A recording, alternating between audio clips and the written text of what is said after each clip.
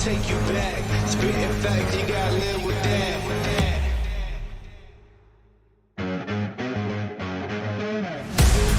got it? Who want it?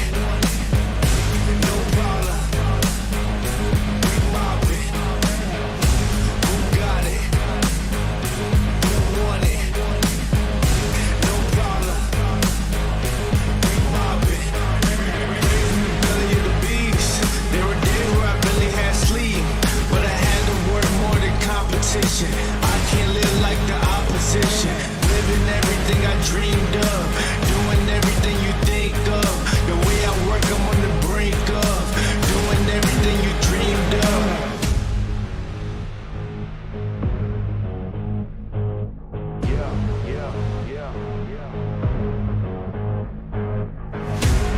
Only aim for perfection, ain't no half stepping. I'm gonna take you back, spitting facts, you gotta live with that. Who got it? Who want it? No problem. We mobbing in the city, plenty havoc causing. Do or die, it's either all or nothing. Best believe I'm leaving out with something. Anytime I got the crowd jumping, throwing reds, you know they fist pumping. I'm the king of dysfunction. What would you do if you had my life? Work like me, had them stripes. Would you go hard just to have that ice? Lot of dudes still trying to have that price. Get a yo cooking, about to add that spice. Nowadays, dudes never had that fight. When they push blue, better burst your pipes.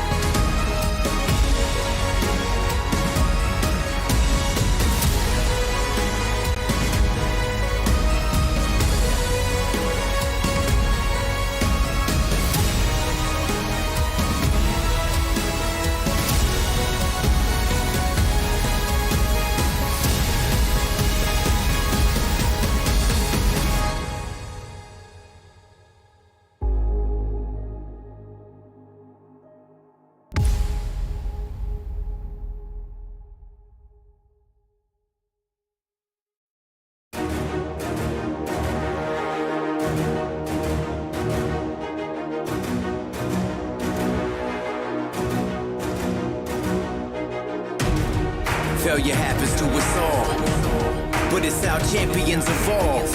The only thing that matters from a loss is if you get back up when you fall. You gotta get up. Failure happens to us all, but this is how champions evolve. The only thing that matters from a loss is when you get back up when you fall. You better get up.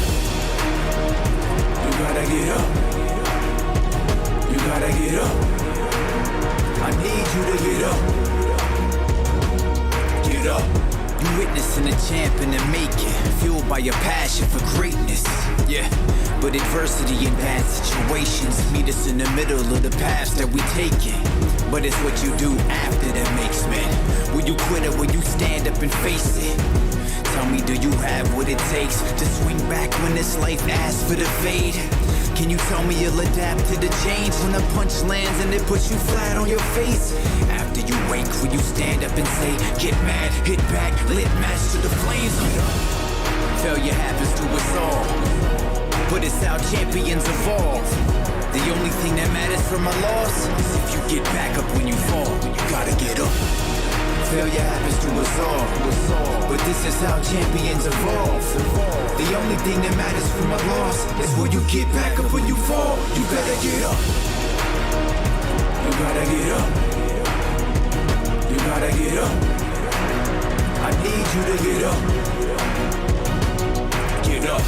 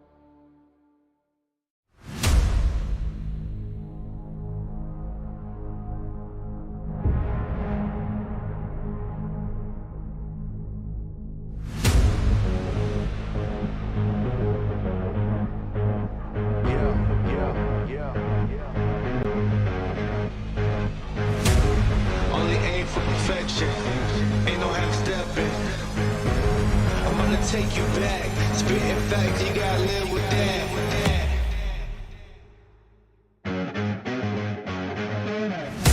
Who got it? Who want it? No problem. We mob it. Who got it? Who want it? No problem. We mob it. Raising the belly of the beast. There were days where I barely had sleep, but I had to work more than competition. I can't live like the opposition. Living everything I dreamed of. Doing everything you think of. The way I work, I'm on the brink of. Doing everything you dreamed of.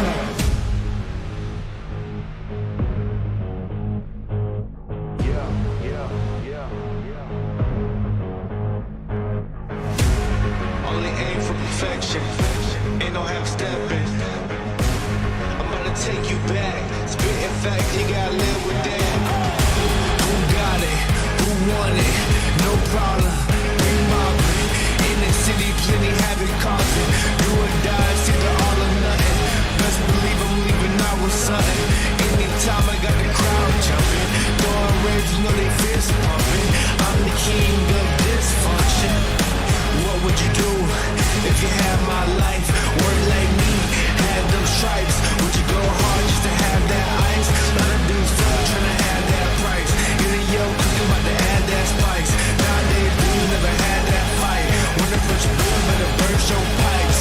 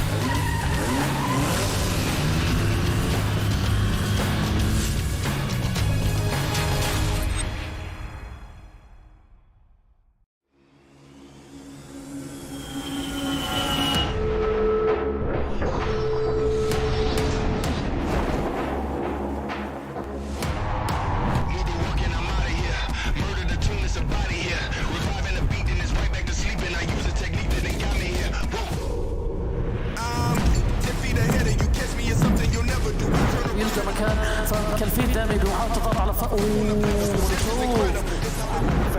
وبالمخطوط العراق موجود معانا ليخلص بالفعل تواجد الايسبورت تكسر الوضع تاع اوبا حاليا على غرض لوحده بالصراط هذا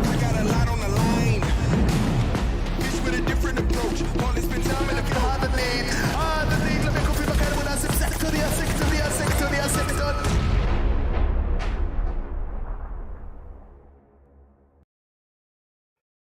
Welcome here to, of course, PMPL Arabia Full Split. We are joined by the one and only Imperium and myself, Highland Wolf, here for the final date of League Stage here. And if you want to keep an eye on your own teams and let us know who you're cheering out for, as always, you can use the hashtag PMPL Arabia and let us know on social media through YouTube, Facebook, and TikTok alike. As we say, hashtag PMPL Arabia. What are your favorite teams? Who are you appreciating and who are you rooting for going into this final day? Imperium, it's been a long time since you've been on broadcast, and I tell you something, you've missed a whopper of a weekend, and I'm excited. Stop, man. I'm excited for you to be back on and get involved in all of this action again. Yeah, it's been literally weeks since I've been on broadcast. Not gonna lie, I haven't really checked out much of the action. Unlike the players, I got to take a bit of a holiday. I saw Red Hot Chili Peppers live, celebrated my girlfriend's birthday. Just did adult things and enjoyed myself per se. So yeah, it was definitely coming back to checking the overall standings between the second Super Weekend and the first day League Week 3. There's been a couple of surprises, and I'm excited to see what comes into today's games and what happens coming into the third and final Super Weekend. Yeah, of course. So if you haven't joined us at the start of the tournament already, well, you can check out the format here, Imperium, where, of course, we are on our final league day, Imperium, and we are, as we say, bring all of our 20 teams in one last time for, again, another 5 matches each, or for this day, should I say, where each match 4 of our groups will play, and it's all to get into this super weekend for one final time to get those final accumulation of points where they transfer into the finals. Indeed, indeed. It's going to be a little bit happy to kind of get past the league days, no disrespect. But when you have all 20 teams scrambling, it can be a little bit hit and miss. It can be a bit hot potato per se. Whereas getting into the bite of the Super Weekend is, to me, what really matters. And of course, leading into the finals, much like the calendar, right? Yeah. We're getting towards the tail end, Highland Wolf, but it certainly is something that needs to be featured. We have the whole of the League Week 3 and then the finals coming up at the end of the month. Yeah, 5th of July today. Keep in mind, tomorrow, the Wednesday, we aren't taking a day's break, and we will be straight into the Super Weekend. I won't be there, but you and Monica will be to start it off. And then after the Super Weekend 3, we have our top 16, and we see who gets crowned a champion later in July on the 21st to the 23rd of this month. Imperium is getting very close to what I feel like is the end of this tournament, and the prize money is beginning to become a real big piece of the puzzle. $2,500, as always, remember, to each of our teams competing. But the final Super Weekend, another $15,000 still up for grabs. GEEKAY, man. GEEKAY have already picked up $7,000 from Super Weekend money alone. Never mind what could happen in Super Weekend number 3. Like, we've had 30 games or potentially 30 grand, and they've picked up a quarter of that. Just under a quarter of that. That's incredible from one team alone out of a potential 20, and what is a total of 19 teams who've played over the 2 Super Weekends alone. So incredibly impressed by GEEKAY. Like you said, that separate finals prize money, that also will play into the part as we come into the later stages of the month. Yeah, I mean, GEEKAY have totally run away with the show, but I think below them, you always have to keep in mind that there are teams that don't feel as supernatural as GEEKAY, and you've got the squads like really NIGMA, NASR still vying in now as top positions, but it's not even about that top spot that we've really been focusing on as we've come into the final few days of our league stage. It's all about the bottom of that table, Imperium. It's all about the hunger to fight for that top 16 spot, and it all starts into getting into the final Super Weekend. These are all 20 teams participating, groups A to C, right on your screens, and it's a bit dangerous across the board. It's pretty safe to say for a few of these teams. Obviously, Vista Gaming, the elephant in the room is the fact that they've yet to qualify for any Super Weekend. So even if they make it to this third Super Weekend, they have one of the biggest, if not the biggest, mountains to climb to make it into the finals. Yeah, I think for Vista, it's going to be that long haul, but even for a few of these other teams like Herdwell, still SKYROCKET, even FALCONS, of course, despite their good run last Super Weekend, all need to get a good run in every single one of these teams who have only competed in one Super Weekend, very much in the danger zone, Imperium, where these final day worth of points could not only decide who gets into the Super Weekend, but decide their fate too on the rest of this tournament. Yes, exactly. And the teams, of course, that are vying for the final spot shouldn't really be thinking about the finals, right? And the most important aspect is that they're focusing on what is in front of them, what is the next step, and the next step is making it into that third Super Weekend. Don't run before you can walk. Don't think too far ahead, right? Because the reality is there's a stretch, there's a piece of rope, and those threads are being picked off one by one. And if those threads get too thin and it breaks, boom, you're falling down and you're not making it into the finals. Yeah, let's check out our overall standings as well to have a catch up on where these teams left us off at the end of yesterday. So NASR Esports leading out the top of the tables from day one of our league stage, Falcons shortly behind them. And I think very important, as we said, we see some of these teams like Falcons, but also SKYROCKETs and the likes of also the only one on that top half of the leaderboard, because these, as we say, are the teams that matter. For Falcons and SKYROCKET's Esports, more specifically, I understand why you say the only one, because out of 30 games, they've kind of only accumulated 137 points. So their average points per game is half of what is Falcons and SKYROCKET's realistically. I'm very impressed with the turnaround coming out from Team Falcons off the back of what was a very successful first Super Weekend for themselves, and in Super Weekend 2, picking up an average of 8.3 points per game over 15. That's exactly what they needed to do. And you could worry and you could think, oh no, a new league week, they might feel under a bit of pressure. But no, they came in swinging yesterday, picking up 2 chicken dinners. And that's what we really want to see, is Falcons being able to step up. And see that Falcons, I think we were expecting coming into the tournament too. I think also NIGMA, certainly a few of these other teams such as Major Pride, again, we have to look back towards that, I think, Super Weekend Imperium, where they also stepped up and showed us what these teams are really capable of, make sure that they had that ability to qualify into the finals. I think, though, for the other teams on the other half of the leaderboard, that's what really does concern me, because although we see a few of those names on the first half, many still on the second half fighting. Exactly. No Cur 12 on the first page, no Vista, no CONQUEROR. Right, what happened to this team? You go back to PMPL Spring Split, and they were fighting week in, day out, day in, day out with the top spot. It was incredible how aggressive and how cohesive they were as a unit. And yes, they may have somewhat relied more heavily on Miramar.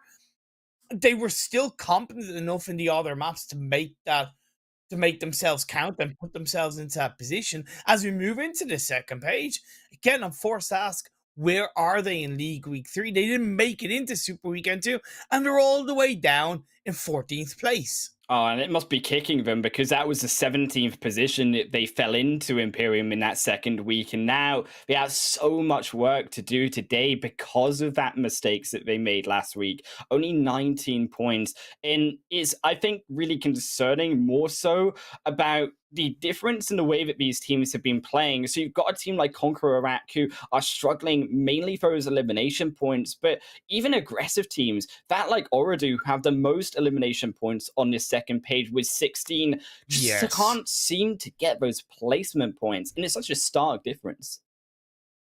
It's okay for them. I believe they'll be safe for this third Super Weekend. I like that you made that observation of the stark difference between placement points and elimination points. I still prefer to see that be the case, a little bit similar with POWR Esports.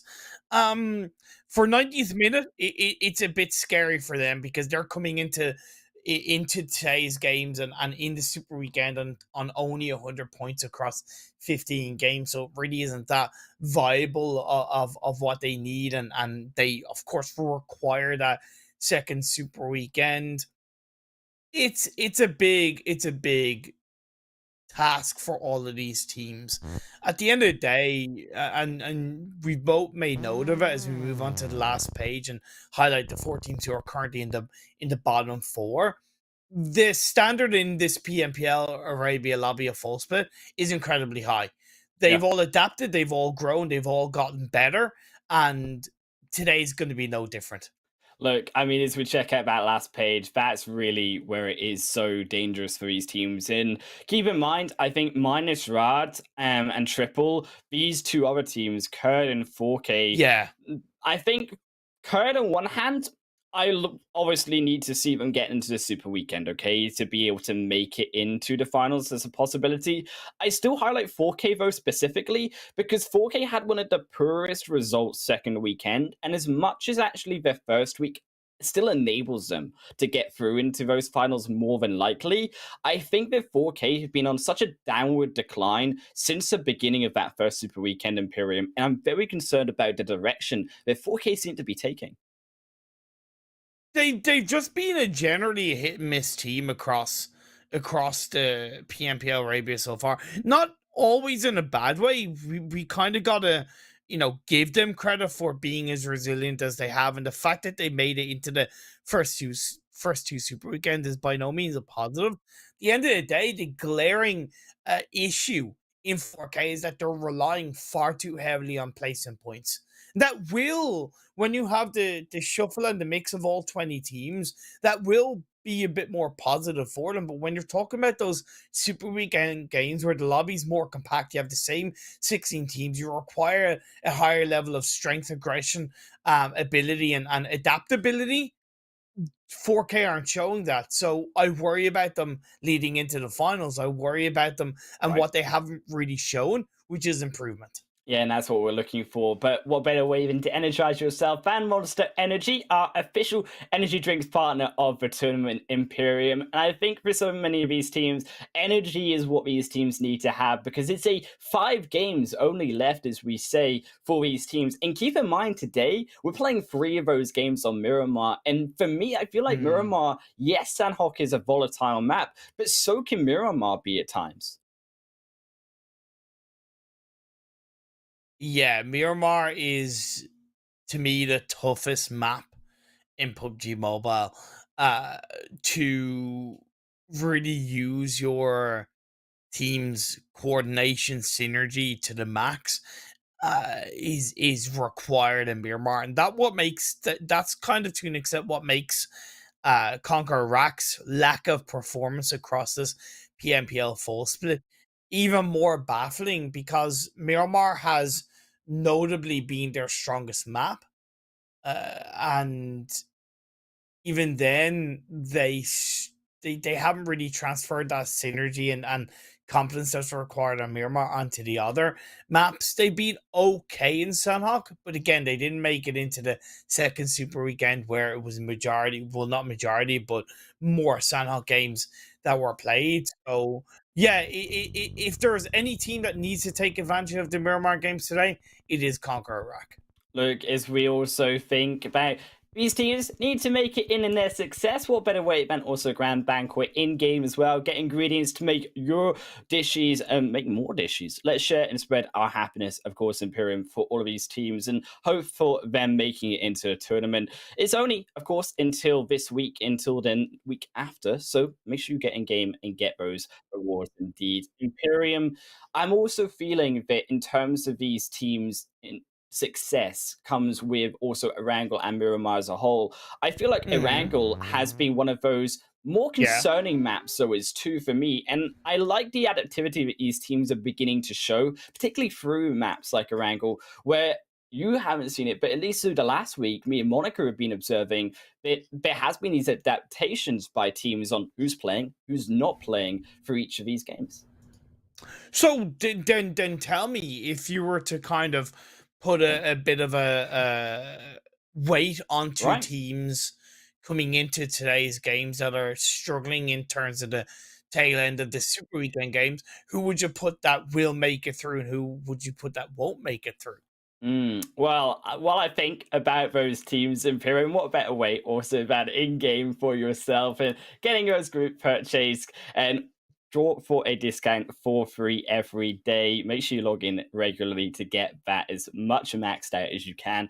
Imperium, I feel like for me, some of these teams that have been more volatile, I would actually argue has been some of the likes of the teams that change their drop spot. So I'm looking more at the likes of 90th, for example, who have been solely changing their drop spots between the south and the north side. But also I think that VISTA as well has been one of these interesting teams where they've been kind of altering the path that they rotate to in fighting R8 on that South Georgia Pole side. And that's not only been hectic for them, but also then coming into Gatka, the nature of those rotations is slightly more risky. And it's these kind of more risky rotations that I have been noticing more than not these teams have been making. It creates for those slightly more volatile games as we see phase 3, phase 4, phase 5 mark, and so on.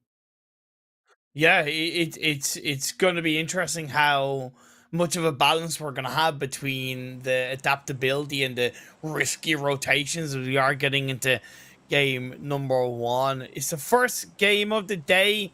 It's going to be on Miramar. Always excited to see this map play out. Like I said, to me, it's the hardest map for these teams to get the better of in the playing path. It's going to be okay. It's a little bit on the west, but for the most part, going Right. from north to south, it does. To me, it's okay. Yeah, I feel like most teams can get to exactly where they want. I think particularly compared to yesterday's Miramars, it's very good for squads like Falcons who want to head up towards this northern side, also Rad up in towards La Coperia. So there's no real issue, I think, for teams being able to make it where they want compared to getting caught out on these kind of vehicular rotations in the first 5 minutes of the game. On the other hand, though, I think it definitely depends on where this zone goes because we have seen, at least yesterday, some kind of more fluctuant zones, which does cause a lot of problems for teams on Miramar, where they are quite stuck in their positions sometimes later for those rotations. Okay, so of course we have 4 groups playing in this game 1, right? Highland Wolf groups A, B, C, and D. So that means Group E, Team Falcons, the only one. Vista Gaming and YALLA Esports are not into the mix for this game 1, so they're gonna have to sit back, relax, and wait for the next game to get their feet off on the ground. And this phase 1, it is a little bit of a kick in the face, Yes, comparative to the playing path.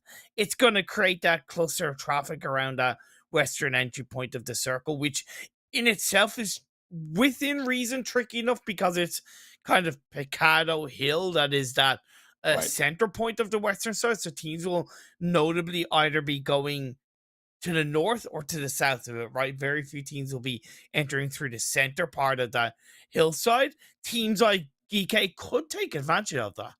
And I think that a circle like this, where you are more focused, I think on this northern and the southern rotations, where you have these teams that like to make go to wider rotations, Imperium, and particularly down towards kind of like Los Leones side, I see a few of those southern teams like Major Pride Triple kind of making footwork into getting into that more western side, or else rotating down in towards Puerto Parisio, as we know a few of those teams do like to go there in more of those eastern locations, which I think were also to note one of those few spaces by that plane path too that weren't as available straight away. Yes. Oh man, Highland Wolf, it's been a week, man. But, I know you're excited to get back in. I feel a little bit rusty, right? Of course, okay. like riding a bike, you don't forget these things, but it also is a little bit like, wait, do I need the training wheels on a little bit? I'm excited though. It's the anticipation for what these teams are going to be able to pull up, and really who has the focus and the mental strength to push themselves into this third super weekend, especially the teams that need it, is a big task. It's a big ask, and I'm excited to see who's going to be able to get the job done.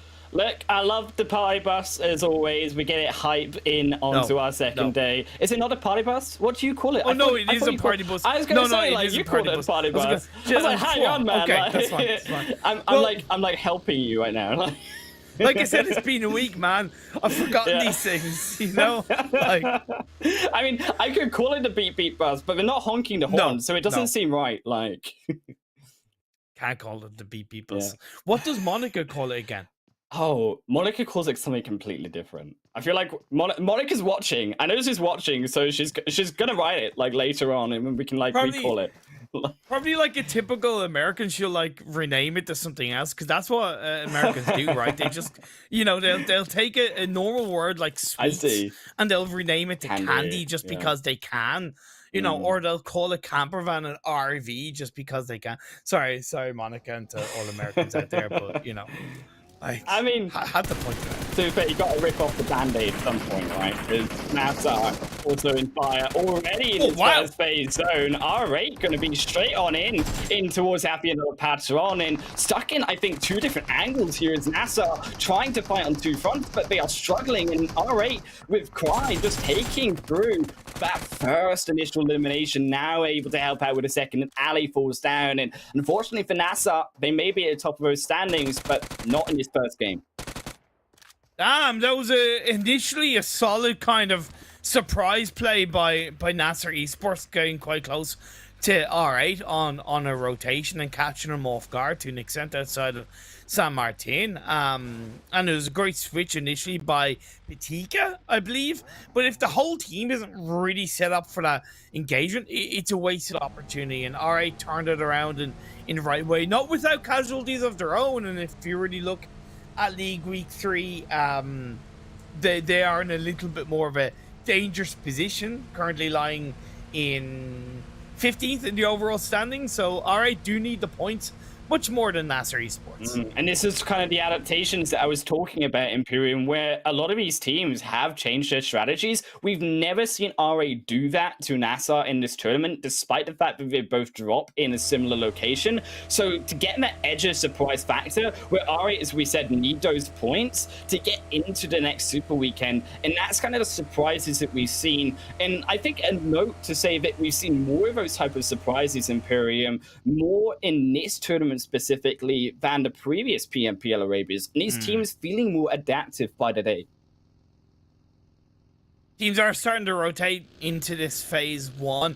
Of course, with it being quite heavily on the eastern side, not only is that landmass kind of taken away quite heavily, we're looking at about 15 to 20% of that phase one circle is water, so it's kind of quite heavily on the eastern side, much more than we initially highlighted, right? So teams will be centering it around high ground to the east of Minas Generalis, possibly around Junkyard area. You can go to the compound that's in the field to the east of La Bandita and Los Leones. It's a fantastic compound to have locked down early on. You have the high ground to the north of Los Leones as well. And if you want to go a bit more edge, the southwestern hills of Los Leones does cover a good amount of bases for kind of not only gatekeeping teams coming in late, but also phase 2, phase 3 onwards to get some relevant information. I mean, perhaps I'm a bit more basic, but I even noticed the fact that you've got a church, a graveyard, and still the graveyard hills, right? Available to you, true, even likely the San Martin Plateau, if you really wanted to play towards that edge side. There's currently NIGMA Galaxy are currently positioned on this location. So many spaces available to these teams, which I think as a result, we're going to see these teams all kind of play very safe, minus our initial engagement that we had by R8 and NASR for the first phase to phase 2 section. And it's more about this phase 3 and the rotations that are so crucial in having those good positions to set up and escape and mobilize from. Interesting that GEEKAY haven't moved out of Kado just yet. Okay, as Major Pride catches out one of the Twisted Minds players. But yeah, it's interesting to me because as much as I noted that they could like take advantage of players of teams rotating from the south of Picado Hill, normally that entails you disengaging away from Picado relatively early and setting up to the hills to the west of it, and then you're able to get relevant information because they're a little bit late to the party. It's not bad, but is again a little bit of a surprise that they haven't pulled it out as early as I expected. Phase 2 closing in here. Am I a bad person, Imperium, if I just wish it would go like all the way down to the islands? Because I've not seen it for like a solid 6 months, and I feel like I'm missing out ever since PMGC's like Ireland finish on Miramar.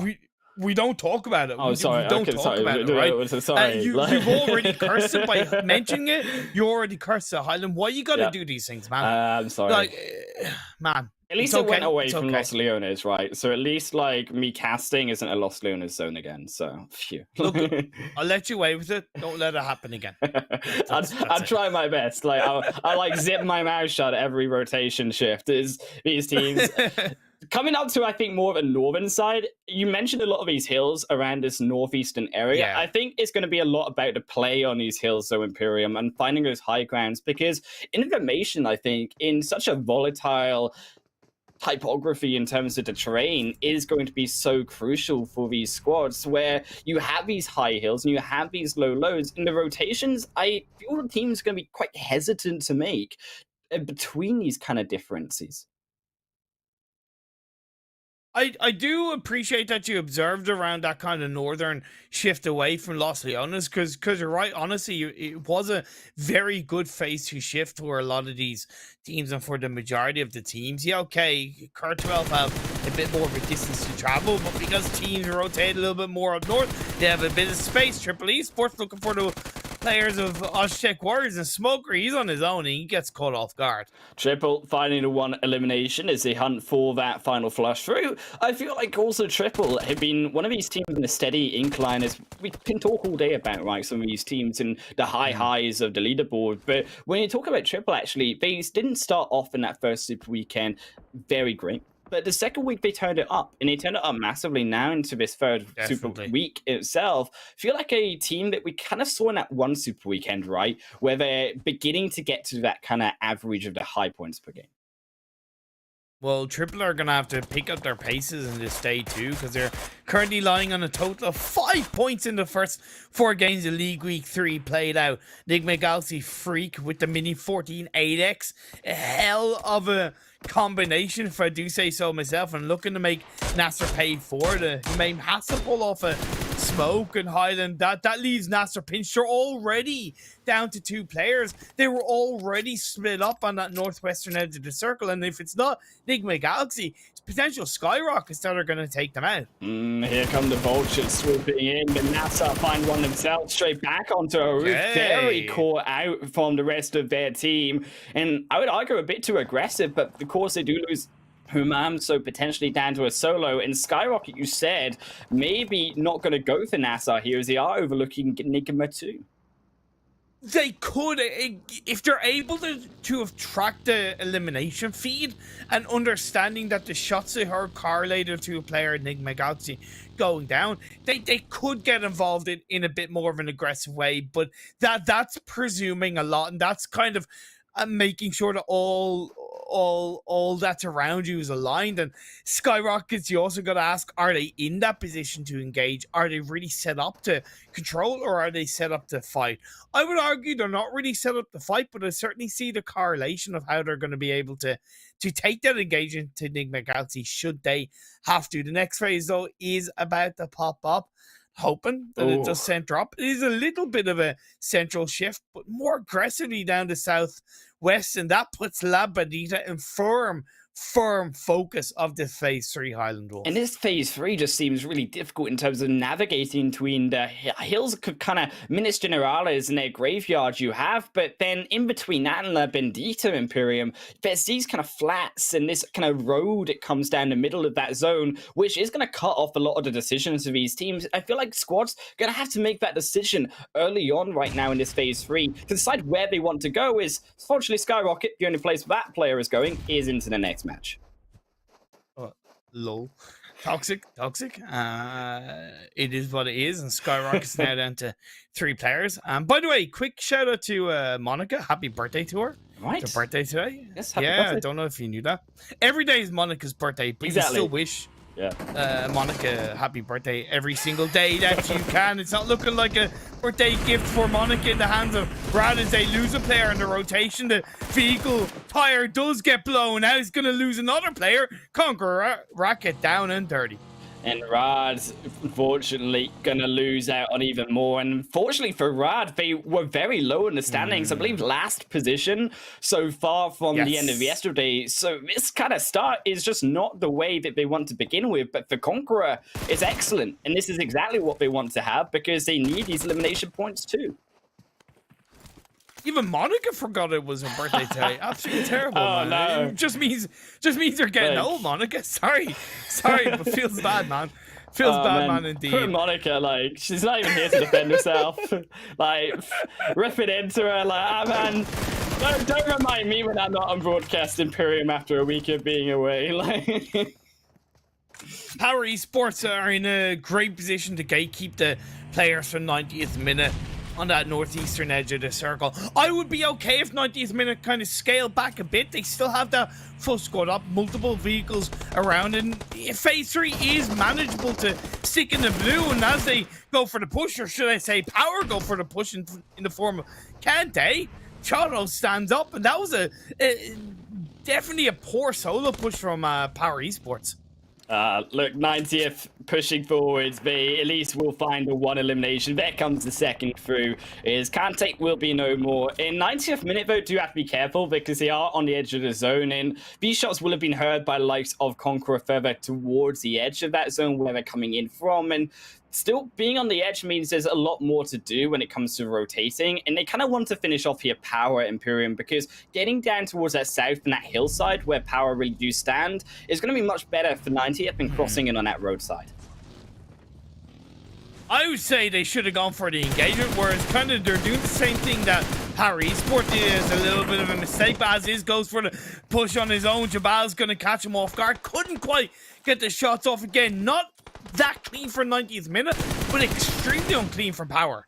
Yeah, Power, I think, really struggling here in this week. It just feels like they aren't playing the exact same team that we saw in the second Super Weekend. And El Hahe, very, very low indeed. Is on the edge of zone, so can survive in the meanwhile. First Aid's back up and continuing to still, I think, slow down the 90th assault, which in turn is going to help actually Power and hinder 90th from not only Power's point of view, but for the rest of these teams coming into the zone. True, but here's the thing.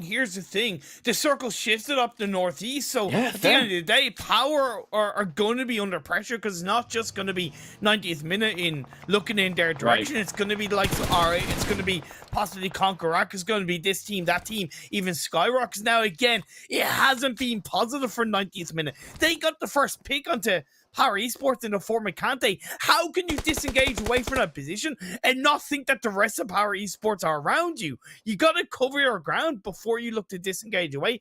They didn't, and although they were able to technically return fire, they have lost players. They have lost the ability to control this late game. And it just feels like a fight that they should have clearly won in their hands. It's just gone entirely wrong. Power somehow still getting back a 3-for-3 trade in a world where it shouldn't have happened. But in a world up towards this northern side here of the zone shift, and you really see now SKYROCKET covering now that position, CONQUEROR more centralized, and 90th are going to be kept in this kind of corner. On the other hand, though, down towards the south side, a lot of these teams all making those wider rotations, and they seem to have all clustered themselves up here, Imperium. It's quite flat around the southern half of the circle, by the way, so I don't expect the majority of the team to be coming through this direction. Of course, the teams that are currently inside compounds can make a bit of a difference in this part of the game, and it is Kurt12, 4K, and Major Pride. Major Pride swinging around on towards the tail side of the hill, and they get the opening pick on the Kurt12. 4K still defending their position. Of course, they have the zone, they have the compound to themselves. Kerr going to lose Mad now. It's Major Pride, a horrible time coming in behind them, and it's a two-way fight for Kerr to take, but they are much more focused here. As you can see, all positioned onto the side of Pride, but it's still 4K making those knocks. As SM will be the next. Yeah, and gonna look to get revived up, but I think that's a bit of a mistake, especially if you know there's another team in another direction. Again, don't know how much information Major Pride have been able to gather in this short engagement period. Frozen, cooking up a nade, so the player of Kurt12, and Mohammed catches him off guard. That's what I'm saying. Go for the revive is incredibly dangerous. And 4K laying it onto Milky Way as well, forcing him further from the fight where they want that position to help sideline Major Pride into the building. They do find Mohammed steps way too far out of comfort and checks into three players of Major Pride. Now it's Kurt12's time to revive. And the next circle is about to pop up. Luckily for all of these three teams, the circle does shift down to southwest, but arguably all of the other remaining 12 to 11 teams are going to be looking in their direction. Major Pride have been able to push into the long building and are looking to take control. Major Pride stepping in, time match for one. Can they find a second? Yes, they will. They'll find all three. And Code 12 wiped is Major Pride up to 5 eliminations, but they're not done yet. Keep in mind, 4K have heard every single inch of this fight, and I'm curious to actually 4K not trying to also third party, but on the other hand, if you say tracking those kill feeds and the eliminations, it was Major Pride heavy. They should have gotten involved in a third party. They had Milky Way somewhat pinched. The building that they have locked down is only going to provide them so much cover. Now's the time to take the risk. Now's the time to kind of do what you can to take an element of control in their play. It wasn't the prettiest of engagements, but Major Pride got the job done in the end. GEEKAY, you can see a replay of what Triple Esports did to them on the rotation on towards the western side of the circle and up and towards the north CONQUEROR. They do have to move out of the compound, and NIGMA Galaxy are looking to be holding them back. All of these Northern teams, so falling away through the wayside is GEEKAY will be the next to the long line. Yeah. It's all of them struggling to get in onto the zone. They're also triple finding their mark, but 4K also under pressure, as you said, right? Major not now being under pressure from one fight into the next, have the time to set up, and 4K finding themselves already a player down to 2 as Major setting up for the next building. Milky Way going in very heavily straight onto the flank alongside GN. Beautiful use of mollies over the top window, right, just to suppress them, hold them back down even more. The building does provide a good bit of movability, but again, it's also out in the open, so by suppressing 4K players down into more corners, you're able to control the entry point in the engagement so much more. So very good proactivity from the side of Major Pride. And they've got every angle covered, Imperium 2. 4K, they got on a knock on top. They're trying to re-circle through, but Darwi got caught as those entrances were see-through. Anaconda now under fire from all 4 players. On a knock, sees the opportunity, but there are way too many bodies of Major Pride now inside, and on a knock, you best have the prayers in hand because it is a quick exit. So good for Major Pride, a clinic across the board as we move into the remaining 18s, make that 17s as we lose another NIGMA Galaxy, have gone down to the hands of CONQUEROR. If there was ever an engagement they were going to win, if there's never an engagement that they needed to win, it was against NIGMA Galaxy in this first game of the day. However, there's still a challenge as the circle shifts down southwest once again. Going to have to here look CONQUEROR inside RTD. No, blow it up completely as J9 also going to be the next. Rosa on the high ground, overlooking everything. The smoke, yes, blocks away for some vision of Volt on the side with J9, but for RTG, they've got nowhere else to go, Imperium. The backside is completely open. There's no vehicles remaining apart from a smoking green car. That's going to now be expired, and J9 will be the only real survivor left as it has to step further back. CONQUEROR are running out of time, but they have a bit of high ground. They have a little bit of time to move because they're on the slower side of the circle. Never mind an all-important vehicle to use in their arsenal. The final player of our end is there. Triple Esports hanging on to the southwestern side, but they're being peppered by Major Pride. Major still keeping themselves very much in this game. The zone having gone to them too, Imperium. They couldn't have asked for a better result from their hard work. Is RA trying to find those shots through as a solo player inside the shack. Rosa dipping so well, but not enough because OOREDOO have their number. They'll take the elimination, and so RTG will fall swiftly after. Major Pride up to now 11 eliminations, Imperium. OOREDOO Thunder hold on to the northern side of the circle. Major Pride hold on to the southern side. You have Triple Esports trying to carve their way in. All right, finally go down, and we have 3 teams remaining. 6 for the side of Triple, but down to 2 players, and they have no way into this zone, Imperium. I mean, they go over a hill to get sure they get into the zone, but there's 4 very angry Major Pride members overlooking this side.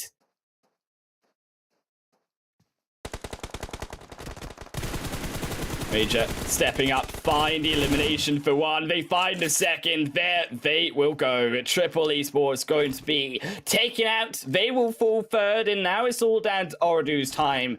They get inside the zone. Sure, but Major still in control. Now up to their 13. They have still the compound in play, and OOREDOO playing for that next phase and hoping that it goes up to the north. Some regard 13 is an unlucky number. Well, Major Pride are going to try and turn that in their favor and make it a lucky number 13, and not only make it a chicken dinner, but 16 eliminations if they can get rid of the final 3 players of OOREDOO Thunder. Becomes a lot easier for them as the circle shifts in their direction. OOREDOO, they do not have the zone. Major Prides, they have every single penny in their wallet, ready to take this chicken dinner home, ready to get the oven on. They're prepping it to 180, and it's a 30 minutes for 3 OOREDOO. Course surprise is all of them still trying to find their position around the edge of the zone. I like OOREDOO's attempt, but also look at the side of Major Pride. They're spreading out, and I also like that by them, trying to maximize the positions here that OOREDOO have to make it as least as possible. 3-1 split with Yen outside the circle. The perfect split for Major Pride. Major finding the angle. Is a desperate Hail Mary attempt, but OOREDOO, they've already lost the 2. That should be it. As Osama is on the back end, and they're trying their best, assuming that maybe there could be more than just Major Pride here. Osama stepping back to keep themselves up. But the blue zone comes closer ever forward in OOREDOO. It's a slow finish for sure, but it's an inevitable finish. Nothing really OOREDOO Thunder could do. I appreciate even the attempt that they played out with the 2-1 split, but as Osama, 2 of his teammates, he was on his own in the back end, and although 1 knock came through, it just wasn't enough. A Major Pride, what a way for them to close out game 1. Look, Major, they've had such an aggressive playstyle all tournament long, Imperium, and to see it in this first game really showcases, I think, the style that Major Pride want to play this game and carry through from those first eliminations to get earlier on in the game to then making sure they have even more eliminations, keeping that momentum rolling into the later stages of that point. But I also love on the other part that Major Pride, even though they are very elimination heavy, the way they approach compounds and hold these compounds too is so good as well.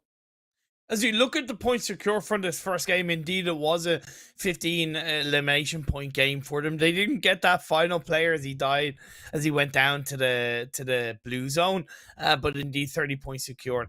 Yeah, like Major Pride, I'm going to be a little bit harsh. That game was one of the easier ones when you look at every single individual engagement that they took was an isolated engagement. Like 4K should have gotten involved. They didn't. The engagement onto Cur 12 wasn't the prettiest. It really wasn't. There was a couple of mistakes made. However, from a strategical standpoint, from a positional standpoint, yes, it was one of Major Pride's strongest games. And you can see the fluidity flowing through. You can see that kind of synergy starting to build a bit more, especially when you compare it to week number 1. So I'm very happy to see that performance from Major Pride, despite it being not as clean and calculated as it could have been. Yeah, I think in terms of that other side, as we check out that second page of the leaderboard, Imperium, some of these teams weren't as fluid as Major. And I think that certainly showed. I mean, 90th minute were on that first page were a good example, but also POWR, a very scrappy fight who had to return that through. And then to those rotations on the south side, on the next zone shift of phase 4, phase 5, a lot of those squads like Kurd, like GEEKAY, like NASR, all got caught in that sector. It's tough. 4K, again, they missed an opportunity to pick up a potential squad up, and at minimal, arguably, 2 extra eliminations in the form of Major Pride because they were too, frankly, being honest, scared to get involved. They paid the ultimate price. I made a note of it, that the building that they were in isn't genuinely not the easiest to defend. It's not the easiest to breach, but it's not the easiest to defend. And yeah, looking at the highlights, you can see this is the moment that Major Pride got involved with Cur 12, and 4K are right there. How do they not get involved with that third party? Yeah, I mean, Major, they still made it work, though, despite this in GEEKAY as well. You can see as our best opponents lay through.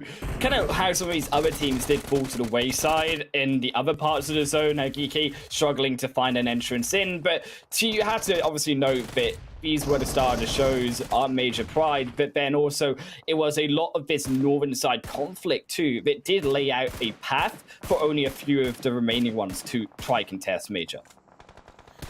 The game one result was absolutely fantastic for Triple Esports, to give them credit, because they were coming into this game in 19th. They had Rad, Kurt 12, and 4K in between them, right? Holding down the bottom four coming into this game. They got 16 points. Kurt 12 got 0, Rad got 0, and 4K got 1. So their result of this game one was like massively aggregated by the three teams around them, picking up 0 to 1 points. Yeah, and I mean, this is where those points really do get sponged up, right, as well, compared to Major taking so much, and then also those fights happening on the northern side, taking up a lot more of those points. So I think still to get those eliminations on board, to get that third position from the point, as you say, where they were, in terms of Major pride all looking down upon them, very congratulatory to them. Now I want to see that consistency come through, and if you haven't, get in game and be consistent at getting those rewards, of course, as well yourselves, because it's a Grizzly Bear card collection, and there's only 2 more days to join the card collection draw and win outfits. There is a chance to get all the pieces of an item in one go. Imperium, I feel like I'm going to miss this one. It looks so beautiful, but I mean, on the other hand, what can you do? It's going to go soon. Are you interested in another bear fact? Oh, hit me. I'm ready. I've missed them. Have you missed them? I know, right? It's been a whole week. No, well, Monica gave me one. Monica gave me like one bear fact, but I missed him. Did she? Yeah. Nice one, Monica. Well done. I'm proud of you. Proud of you, Monica.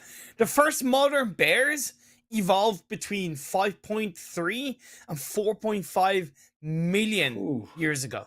Look, I mean, that's some evolution. Imperium for bears is, to be fair, also we got to check out our banquet as well, with more in-game rewards, of course, guys. Get ingredients to make more dishes, and of course let's share and spread our happiness in game and for all of these players too. I love what Andre said about the fact Monica said about bears. Can't repeat on broadcast, but it's absolutely hilarious. Yeah, indeed. Get involved with the banquet and the bears. So what I love about PUBG Mobile, and yeah, it can sometimes feel a little bit overwhelming, but what I do appreciate and love is that they have so many different events on that kind of can cater to somebody. So there's always something that you can kind of get behind or get involved with, whether it's in game, whether it's kind of obviously out of game, whether it's a certain skin, whether it's a certain event. There's always something for them to do. So yeah, get in game, get involved, and get the Grizzly Bear suit. Yeah, but what better way to do it without a discounted rewards too?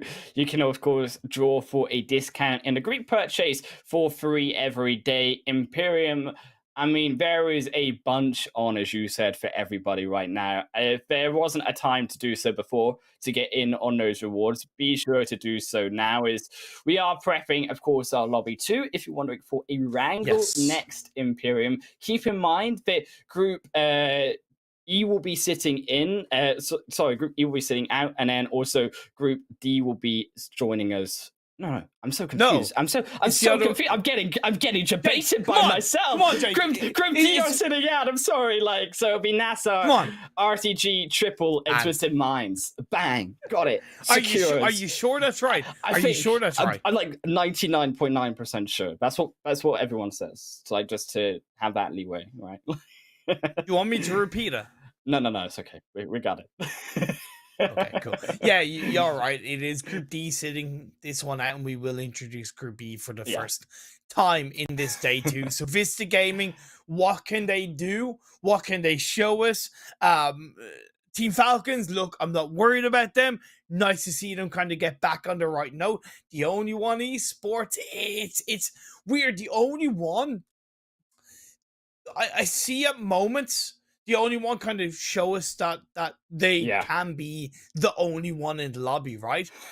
But also they can go the complete opposite, and it can sound cliche to say this, but really with them, they can show us the opposite, where they're the only one to make a mistake in the lobby, and that might sound harsh, but it's a reality, and I think it's hurting them at times. They need to find that balance, and there's been more moments, but again, I am a little bit worried about the only one coming into today's games. Yeah, I Just a mean little bit. today, right? But also the future of the Super Weekend as well, because when you check back to kind of their results in that second Super Weekend, they only got 70 in the first, Yeah. then 67 points in the second, so even less. Yeah, close, sure, but 67 to 70, they're not points that you really want as an average result. Exactly. And okay, they're on 32 points coming into today's game, so arguably a little bit similar to 4K. You can kind of go, yeah, that's okay. But again, the cutoff point between week 1 and week 2 was actually higher on week 2. So will we see that trend for the cutoff point of week 3, where they don't make it into the third Super Weekend, and it becomes even more of a threat for the position in the finals? They know the pressure they're under more than anybody else. They just got to get the job done in their final 4 games. Yeah, I mean, look, Vista stepping in as well, going to be, I think, very contested, and towards kind of Georgia pole side, also down towards Primorsk, because a lot of these teams now playing, particularly those, of course, joining us from Group E, going to be in towards mainly that more western side of Erangel. I think there is going to be another playing path where teams are going to have to do a bit of driving to get towards that eastern side, but also on the other hand, it's not too bad, Imperium. No, it's not too bad. Once we don't see all 4 players in one vehicle, cough per 12, then I'll be happy. I know it was one of the things that was kind of shared in the group chat between ourselves and Kurt 12. Poor Kurt 12. Yeah, hate to see it. SKYROCKET's going to North George, all to themselves. Major Pride heading towards South George / kind of split towards Hospital area. Phase 1 pops up, and it is complementary to the playing path. Once again, a pretty standard phase 1 circle. It's super familiar to so many of these teams. And as well, this zone, even complementing the playing path too. So not much work to be done in terms of rotations early on. And I think this also gives more time for more of that setup Imperium. Now, Vista, I'm actually really interested in their change. Now, I argued that they were one of these more volatile teams that can go towards the south side. I was thinking that they could go towards north, but I also like the adaptation coming away from Major, coming away from SKYROCKET, who also take Georgia Pole away, and saying, well, that kind of more southern side is free because Triple aren't playing in this game. So suddenly that kind of Erangel 2.0 Hitlers are more free. Definitely. Okay, Kurt 12 just gave a smacking shotgun to the face. He gave a smack to Rad. So well done. And that is an unfortunate risk involved when you look to drop around that kind of eastern side of the map when the playing path is quite heavily weighed towards the western side. To be fair, it could have gone against Kurt 12. All came down to being able to navigate your parachute in the right way, pick up a vehicle first, maybe do a little bit of looting before you move, and then of course taking advantage of your opponents. And Kurt 12, credit for them in that regard, they were able to do that and pick up 2 early eliminations on the Rad. I mean, okay, so Monica has posted on the chat actually a good point here, Imperium. Yeah, she's still watching on her birthday too. The dedication on Monica, by the way. But she said that Los Leones is not going to be my kind of natural spot, okay? What we've seen, and fair enough, in while you've been away, is Gatka. Gatka has been like the new constant for me when we come to those final zones, Imperium. So I hope you're ready, by the way, for like a Gatka finish. It's kind of already gone down that way, so we're kind of heading into it, you know, naturally. Well, see, I like to think that, sorry, Monica, but I just have a little bit more power inside to go against Highland Wolf. Like, so I'm hoping that store the energy for a week. Yeah, exactly. The energy I store throughout the week will be able to counter Highland Wolf on these circle shifts, and we won't see too heavy of a GEEKAY finish. I'd love to see it end around kind of Quarry and Ferry Pier Hill. I'm always a big fan of it, and you can see the replay. What happened initially between Cur12 and Rad? Look, I mean, it was just an unfortunate series. Rad trying to go for a little bit of a position higher ground and go for the vehicle. It didn't work out. Cur12 just run him over for good effort and get the 2 eliminations. And I think for Curt, as much as it was given an away towards them, they need those eliminations because they have to remember that there are a plethora of teams here in Imperium, and we'll say it in time and time again, that need these points, that need this qualification. Exactly, and that's it. It's when you have so many teams who are in this needing position, that's a hay bale. CONQUEROR, you can't drive over that hay bale. Good effort. But when you have so many teams that need it, it does create an air of desperation. It creates that challenge of who can be the best of the rest to an extent, and just carve their way into this third Super Weekend. 4K, bit hairy scary as they navigate around that kind of northern side of the river. I don't get why they're going so close to Severny, right? Where they dropped was interesting enough. The fact that they've rotated so close to Severny, where they should know YALLA go, it's a little bit unneeded. It's a little bit unnecessary, and yeah, I kind of I'm a little bit curious as to what the mindset is. It's a bit of a weird rotation. Right, I think they're trying to also come on to SKYROCKET idea of, well, R8 aren't playing on Georgia poles, so it's going to be more open, and Zaki's more open similarly. The plane path went through towards Zaki, so it enables us to go that direction. But I am totally in agreement with you that after Zaki, where do you kind of go? Because Georgia Pole is already taken up by 2 teams. You've got Severny, but now even towards the southern end of the bridges, lightly been covers in terms of information for YALLA. So they have actually effectively locked themselves in kind of this corner, this box, that they're going to have to fight at least one of these teams or go past one of these teams later on to get back into the Yeah. I think the kind of second element is a little bit more worrisome is the fact that they might have to go past or around, like not only YALLA, of course, but SKYROCKET's major pride. They simply wasted a lot of time in this early game and put themselves into an unnecessary risk. It is what it is. They'll know the potential consequences more than anybody, is the only one are starting to rotate through this eastern side of the circle on the southeast edge of Potato Hill. And I like this quick rotation. I don't know how much they track the elimination feed in terms of seeing what Cur12 did to Rad. If they did, I really hope with IGLing ability and just overall as team awareness that they're able to track that and correlate that to 2 teams that like to loot up the eastern side, and they've gotten engaged or tangled up early on, so it technically makes the only one's rotation earlier into this game a lot more manageable. And I'd like to think that this is a product of that it's an adaptation from the only one as to why they're rotating a little bit earlier compared to a few other teams around them. And I feel like adaptation in terms of getting points, and hear me out, I actually believe that OOREDOO Thunder's always dropping right into this South Island. I mean, SKYROCKET used to do the same. I'm surprised that no team has really decided to camp that western bridge. And I feel like, especially in a zone like this, Imperium, where the only one have kind of this move forward, they can look to do that. Because the rest of the teams there naturally going to be all fighting around this quarry sector. You could really stop OOREDOO from moving in and getting a position, and you can really hinder the progress of these southern teams in a zone like this. You're technically not wrong. Yeah. And I will always kind of keep that in the back of my head, but you also need to consider that as a team, you have 15 other teams in lobby with you. If you technically put so much focus on the position of one team, what are the consequences of that? The consequences of that is that you're losing tracking and you're losing focus on 3 to 4 to 5 other teams, potentially, right? So is it worth focusing on that one team at the potential consequence of being punished later on or losing focus of 5 to 6 other teams?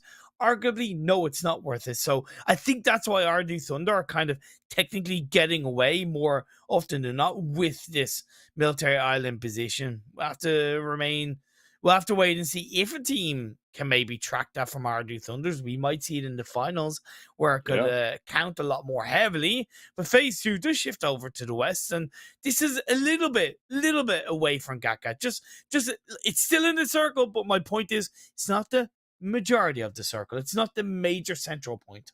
We're avoiding the natural kind of movement of the Han and Wolf zones, but is the power? Exactly. The power is there. I mean, the power is certainly not there because NIGMA just pressed the delete key on the Power Esports member, so they'll be gone out of the game for now. But I mean, to be fair, on an other hand, the quarry side actually was where I was looking at on this zone shift, and I feel like that northern side, VISTA, 90th minute actually moving away from it, just have so much information, and information is going to be so valuable in a zone like this. And also, even if you can't control the quarry side, what CONQUEROR could do even in terms of controlling that hills towards the east too.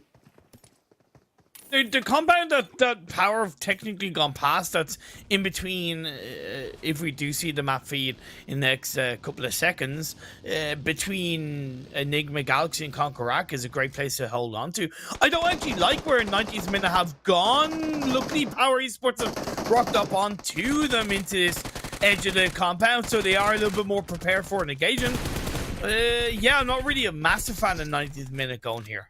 Well, they're both going to be locked in combat, though, and unfortunately for Power, going to be their second knock now, and Dart the only one, and it's a very quick fight engagement and 2 knocks for 90th minute for now, and they will control their building despite, I think, them having gone away from that powerful position at Quarry. I would have been on the same line as you of kind of versus fighting VISTA would have been a lot better of an idea, not only because VISTA arguably statistically are a weaker opponent to try fight, but also the fact that that position that VISTA have is much more powerful the position than heading up towards later here. It's more so that where 90th minute are, it's not a bad position, but to me it doesn't give enough information to the northern side. And GEEKAY right now, they have that kind of observation tower hill, and that's a much more competent place to move on to. And you can see they're able to spread out. They probably heard the shots between 90th minute and Powerful and Power Esports, and are looking to maybe get involved. And again, I was hoping that 90th minute would have gone onto the observation tower hill. They didn't. They did pick up some clean engagements onto the Power Esports players, so credit to them for at least kind of adapting to that. It remains to be seen how well they're going to do from this lockdown compound position as teams are starting to rotate into this northern side. Yeah, I mean, CONQUEROR Kurt12 here on your screen. Also keep in mind 4K have now made their way through that northern George pull into the south side. So going to rotate towards the edge of Major Pride. I think 4K, of course, were forced to make such a late rotation, naturally, as we said, being stuck behind other teams, but seem to have made it work. Is phase 3 already going to be on its next shift here, Imperium? VISTA have a 2-2 split, which is a little bit interesting, committing quite heavily to the western side. Not really a bad thing, because on this phase 3 up north, it does still give them some good entry point into the circle. You have the swamp area that is kind of dividing and kind of stopping a cleaner rotation into a more central area of the phase 3 shift. I'm curious to see how they do adapt off this circle movement. SKYROCKET's looking pretty good on the northern side outside of Everest. YALLA have a 2-2 split, a bit more of a 2-1-1 split. 4K edging on Major Pride. Major catching out 4K, of course, on their later rotation, but 4K just driving slowly in, desperate to get that. I mean, not the cleanest way, but Major Pride still gonna fall down anyways, and I just feel like 4K may have surprised Major Pride, sure, but Major Pride had ample opportunity to fight back. Honestly, like, none of those teams are really in a position to fight, right? The circle had just shifted. They're both rotating. 4K managed to technically come out on top. I mean, with the likes of FALCONS now coming in behind. Out of the two teams, Major Pride probably came out more victorious. It all depends on how quick 4K are to respond to FALCONS, but it's not going to be easy. Yeah, I mean, on a knocked, right? So it's going to allow at least a 10-second revive space for Falcons to come in. Also, the smoke road laid and out gives away the position of 4K, and Falcons know exactly where to look. They're already heading towards the same position 4K were just at and laying down the nades. They do miss for now, thankfully for on a knock, but for how much longer? Because Falcons' use of Damar now stepping in forward. It is a little bit trickier to chuck those nades in a more accurate way over the lip of a hill, so that has benefited 4K in the right way. I expect the Falcons to react to that a little bit quicker, but now they get to drop onto Darwin. They have a little bit of a control, although the blue zone is starting to close in. So I think Falcons missed a cleaner opportunity to engage quicker, and they're kind of forced to move away from this 4K engagement. Yeah, I feel like certainly 4K should have been completely eliminated there if Falcons had pushed harder. But I agree with the hesitancy, right? Because they were still in the blue zone. Really? They may have not been tracking the elimination feed as much. That's true. So on that rotation, they may have thought, well, it could have been more players. They didn't realize whether or not could have still been knocked, maybe assumed they were back. So not having that information you said over the hill did cause Falcons to kind of retreat there as fourth phase already going to now be in another shift for these teams, and a lot of spread coming through these teams. But I still like your point going back to GEEKAY, very centralized for this next shift on that observatory tower. Exactly. It's why I kind of highlight it. And okay, I'm sorry, Monica. I'm sorry, Andre. I'm sorry, viewers. My power just wasn't enough in this game. And we do see a massive eastern shift towards GEEKAY and the chopsticks area, so GEEKAY are going to be able to react quite quickly. And again, that's the benefit of the observation tower hill. No, I mean, brilliant shots. You can see through the replay, Rad falling down, NIGMA finding a long-range shot. Gotta imagine they may have not been able to finish that off, considering that Rad should have been there to help. So, but here's all of these teams still rotating through to, of course, we could amply name it also the Highland Wolf GEEKAY fields. Is that like is that a name just for PMPL Arabia special? How about the Highland Hills? The Highland Hills. That's alliteration. Cool. I mean, I need to rename. We need to rename it on the map now, Imperium. Next update confirmed. Yeah, Highland Hills. Like, yeah, definitely. Great play by NIGMA Galaxy. Holding onto the roof is quite important. Cur 12, I really appreciate the split that they're doing, because it's a little bit of an entry point split, but it isn't committing all their eggs to one basket. Split, you know, they're kind of threading the needle in the right way. Yeah, okay, they made their position known to NIGMA Galaxy. They do still have a team behind them. Only one also slowly engaging onto Cur 12. Sends a nade over her own hillside as Mad stepping forward. Looks for the spray down onto one, but he misses both. And Man, unfortunately, will sacrifice their life as a result. Curd already on the disengagement, not really able to find anything from that, but they do lose 2 players. I gave Cur 12 credit for that kind of not putting all their eggs in one basket against NIGMA Galaxy, but the caveat to that is you always got to make sure that you have your backs covered before you look to do anything like that. They didn't, and they got bit in the ass because of it. Down to 2 players, forced to go into the Highland Hills outside GEEKAY as 2 solos, and they're gonna be picked off if they're lucky. They can survive until the late game. Major Pride, though, making a extremely risky rotation in a smoking vehicle. They're going to lose one. Anaconda drives him over. And Frozen going to also fall. Milky Way is going to be the last. I mean, 4K were just all over them. Major Pride. I mean, come on. It's just not acceptable that late to make those sort of rotations. They definitely didn't need to do something like that. We're not really going to talk about it. I suppose that's the best way of going about it. Sure. And what we are going to talk about is the fact that GEEKAY have reacted to these circle shifts very well. They've moved into fantastic positions. YALLA have adapted quite accordingly. And out of the remaining 15 teams, arguably they're the two teams with the best positions. OOREDOO as well, pinned down here by Rad. As, of course, all of these teams trying to find a position here, but they're running out of those positions. GEEKAY is naturally so darn open. VISTA Gaming also finding a quick two-piece onto FALCONS, though. These are the points they needed, and FALCONS falling down to 3. Powerful could surely got to be the last one. They're sending it full on over. And there comes the elimination points. 5 in the pockets for the rest of VISTA, but they're not out of the woods yet, or out of the fields more so, with SKYROCKET already on them. But it was such a quick engagement from VISTA Gaming. The likes of SKYROCKET had no real opportunity to get involved in the third party. Circle on phase 5 shifts over to the eastern side, so the edge of chopsticks is the focus. Alright, in a wonderful position. CONQUEROR do have the kind of more eastern edge, and that could actually fare off a little bit better for them, because even though they need to move out of the eastern chopsticks area, again, it's not really going to be a focus out of the two positions, so they could kind of pick players off, look to get a little bit of a tickle engagement, and then see what they can do, but they're down to 2 players. It's not going to be easy.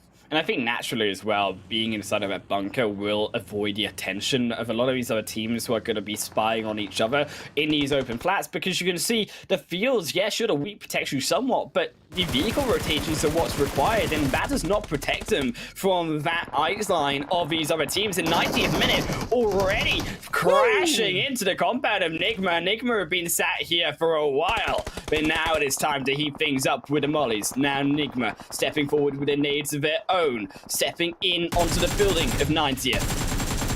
I love this from NIGMA Galaxy. They're actually technically taking 2 engagements at once as they picked off the knock onto one of the only one players. Hemodi pushing himself forward, holding onto the edge of the building. They need to push this knock as quickly as they can, but Roof is knocked, and Nate comes through. No, not quite. Modi's able to dip around, and he's able to get into cover. 90th though, not able to avoid that one, isn't it? Freaks, explosives are too much. Now it is on. Stepping in from the back, throws out the smoke for now. They're trying to blind NIGMA as much as possible, slow down the fight, because here comes the only one as well. Him behind NIGMA, and they've got a secondary fight to have to take straight away, but they've not even cleaned up the first. Hermodi's still a 90th, but the only one have completely encapsulated the other 3.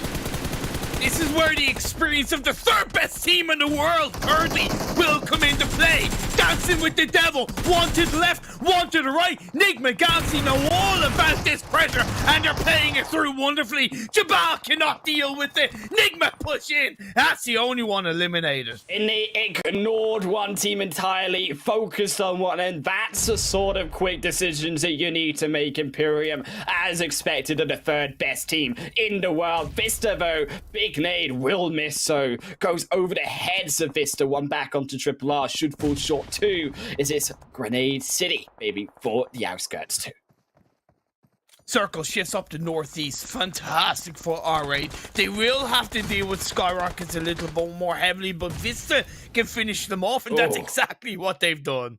I mean, VISTA, that was the angle that we were looking for. Even more eliminations now onto their hands as they desperately try to clamber their way into the top 16. CONQUEROR Iraq outside the zone has stepped out of the noodle though of the chopsticks, and now they're heading into what will be an open finish. R8 still very much in control of this zone though. Keep in mind the onus on them. The big threat for R8 to me is actually NIGMA Galaxy. Because I look at NIGMA Galaxy's entry point in this circle, and technically one of their safest entry points is through the chopsticks, right? Because it's low down, it's a little bit more linear, and they can kind of take the isolated fight, but I understand why they'll want to avoid it. How are they going to move? I mean, expecting obviously a team to be down in those chopsticks already, NIGMA will be, and I assume that's why they're avoiding it now. R8 though firing out the pressure onto NIGMA, and you can see the smokes already utilized by NIGMA to block out that pressure, but they're still going to lose Hemodi regardless. VISTA also down 1 to a solo as Sunrise trying their best in the position as YALLA stepping forward. They will lose life, but the position then revealed of the rest of Sunrise as R8 continue to pressure themselves. Great awareness by R8. great amount of smokes being thrown out by NIGMA. They're not giving any real information. And you might look at that and go, that's too many smokes. So no, But you need because it. they're moving, smoking, moving, smoking, moving, smoking. It's great coordination by NIGMA Galaxy. And you can see the eye line of R8. We have absolutely no clue of that side of the fight. So now NIGMA have entirely waves of smoke that they can utilize. But the problem is, YALLA are still there on the other hand, and they have the angle in. And so R8 begin to see those smokes disappear. Then they get an eye on it. But YALLA, a big bounce off of the hay bale will find one, but it's only trades. It's Hamodi is the only player remaining. Beautiful play across the board. This is clinical and great effort from all teams. Nothing NIGMA Galaxy could do, but they made every single attempt to make it into the edge of the circle. But R8 had a great setup. YALLA were a little bit aggressive and proactive on their movements away from GEEKAY. Now we are down to 4 teams. CONQUEROR spying out one, assassinating the solo player, and suddenly R8, they forgot about their behind, but oh boy, did they feel it in their behind, as now CONQUEROR rack. Looking for the nade on top. Throws it out. That should fall away for short. Won't hit anyone. Another one goes in the middle. Groza also clambering to the more flanking sides. VISTA do pick themselves up at top 4. Just want to make note of that as we are down to our final 3 teams. All right. They're down, obviously, Prestige. That nade did land the second one onto one. Reva's still not done yet. He's still got even more Imperium. He's chucking him like he's got them in his shopping trolley. He's took them all into his carton. He's throwing him at R8. CONQUEROR waking up finally. Coming into today's games, not looking good. They didn't qualify for the second Super Weekend. In Game 1, they picked up 7 points. This Game 2, they're into the top 3. And YALLA as well. Do not forget Imperium. They helped to finish off NIGMA. They're still here in the outskirts. They aren't inside the zone. CONQUEROR are the ones inside that zone. Phase 7 shifts into them, and suddenly it's the trios, the onus on their teams to move forward into the CONQUEROR duo. It's not going to be easy for it, but they need to focus on CONQUEROR's direction. They suppress YALLA, now they push in. And they get one. That's what CONQUEROR really did not want to look at, is Skayton.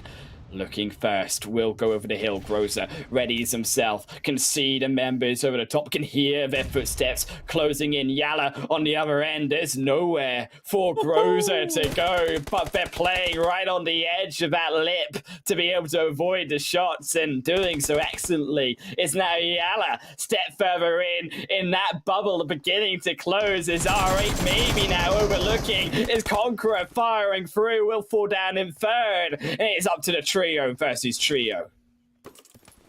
Such a smile on my face. We're down to 3v3 indeed, Highland Wolf. R8 being incredibly proactive, being incredibly defensive, but now they've got to get more proactive as YALLA have got the first knock. One big knock, though, indeed, for YALLA. They're going to put down the second one, look to finish off. Krabi will get them and reduce them to the 2. Skayton goes down as well. And YALLA looking to clean up this game. Prestige is the only one up. Can't do much as the bullets in hand, but the clip's not big enough to take them all down. And YALLA secure the second chicken dinner of the game. It was so good from YALLA because, R8 respectfully and you know, expectedly kind of not forgot about them, but ignored them and said, okay, we're gonna push in this direction, which is the direction of the circle, right? Yeah. But YALLA, they still were proactive because they picked up the final elimination on the CONQUEROR, and I think that kind of rattled R8 because after that, R8 weren't really as quick to turn around, weren't really as quick to kind of re-engage on the final team. They should have been. Yeah. I'm kind of curious why they didn't, but again, YALLA were quicker in that regard, and they deserved that chicken dinner because of that. Still, genuinely, one of the best games I've casted. So many teams stood out in a good way. I loved NIGMA Galaxies playing that game. I loved YALLA's in towards the tail end of that game. I love R8 and how protective they were to the south of them, holding on to 2-2 split. And even CONQUEROR getting the points they required up until the very end. Look, Baz, what a Highland Tales are about Imperium as YALLA taking that top spot, of course, of the game. 23 points over to them. But as you mentioned, R8 NIGMA, phenomenal double-digit eliminations through by them, still keeps them in play. But even more so, VISTA, CONQUEROR, they're in that 4th, 5th position. VISTA, a big game for them. A very big game. They need to keep it up, though. Highland Wolf, they need to continue on this train, on that right kind of track of moving into these results. This was, and I'm not trying to kind of be too over the top, at least from my experience, their best game in PMPL Arabia so far. I mean, VISTA really, the way that they approached the fights, I think, was the most beautiful thing, because they were quick and they were decisive on those engagements. And that's what we want to see more of, as we check out that second page as well of these teams who we do need to see a little bit more of. I mean, we're going to sketch over Major Pride. We don't talk about that, as we said. OOREDOO Thunders, though, unfortunately also getting those 0 points. And a few of these other teams, like, of course, Kurd, needing these spots, needing these points too. Not the best game by them.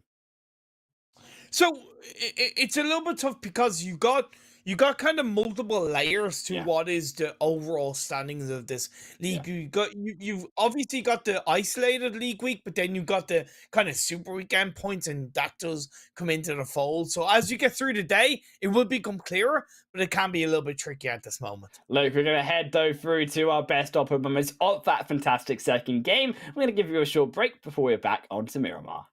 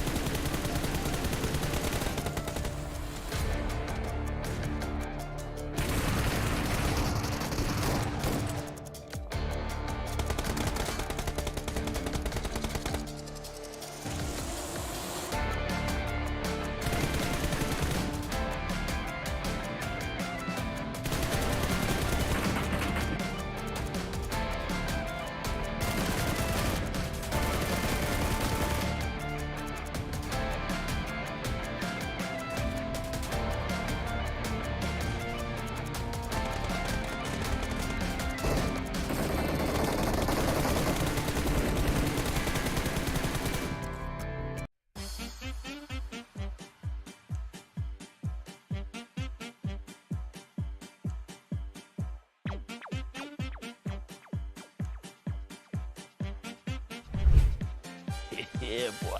I believe I can fly.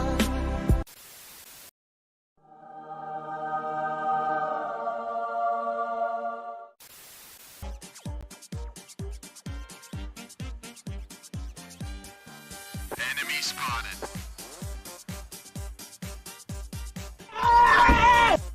No! No! This needs to stop now.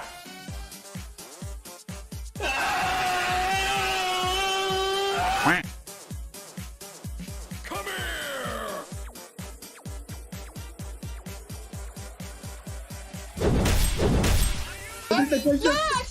I'm dying. Why are we still here? Just to suffer?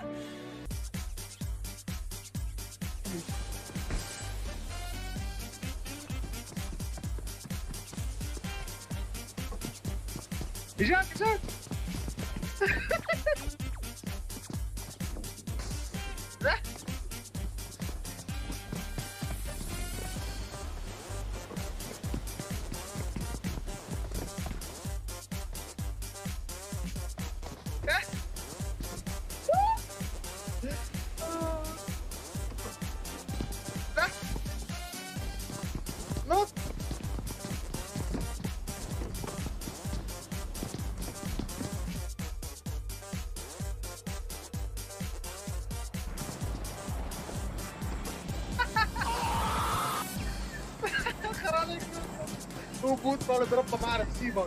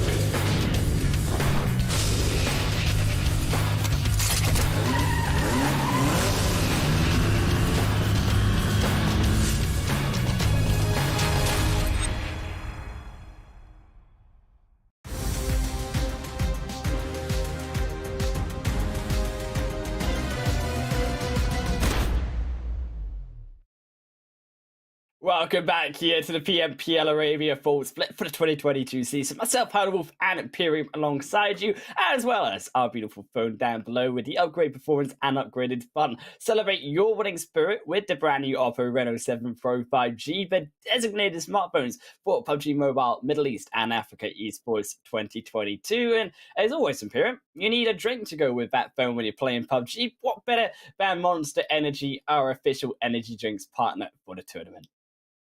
Indeed. We are 2 games in of this League Week 3, day number 2, and the top 16 teams will be making into the 3rd Super Weekend. And again, it's very important. And like I said, it's a little bit tricky because there's multiple layers. Some teams who are looking a little bit scary down towards the bottom of this league week don't need to worry so much because again they've played in the first 2 super weekends. They've gotten a decent amount of points, but the majority of the teams, we're looking at kind of in the overall super weekend standings, we're looking at kind of 20th to 13th.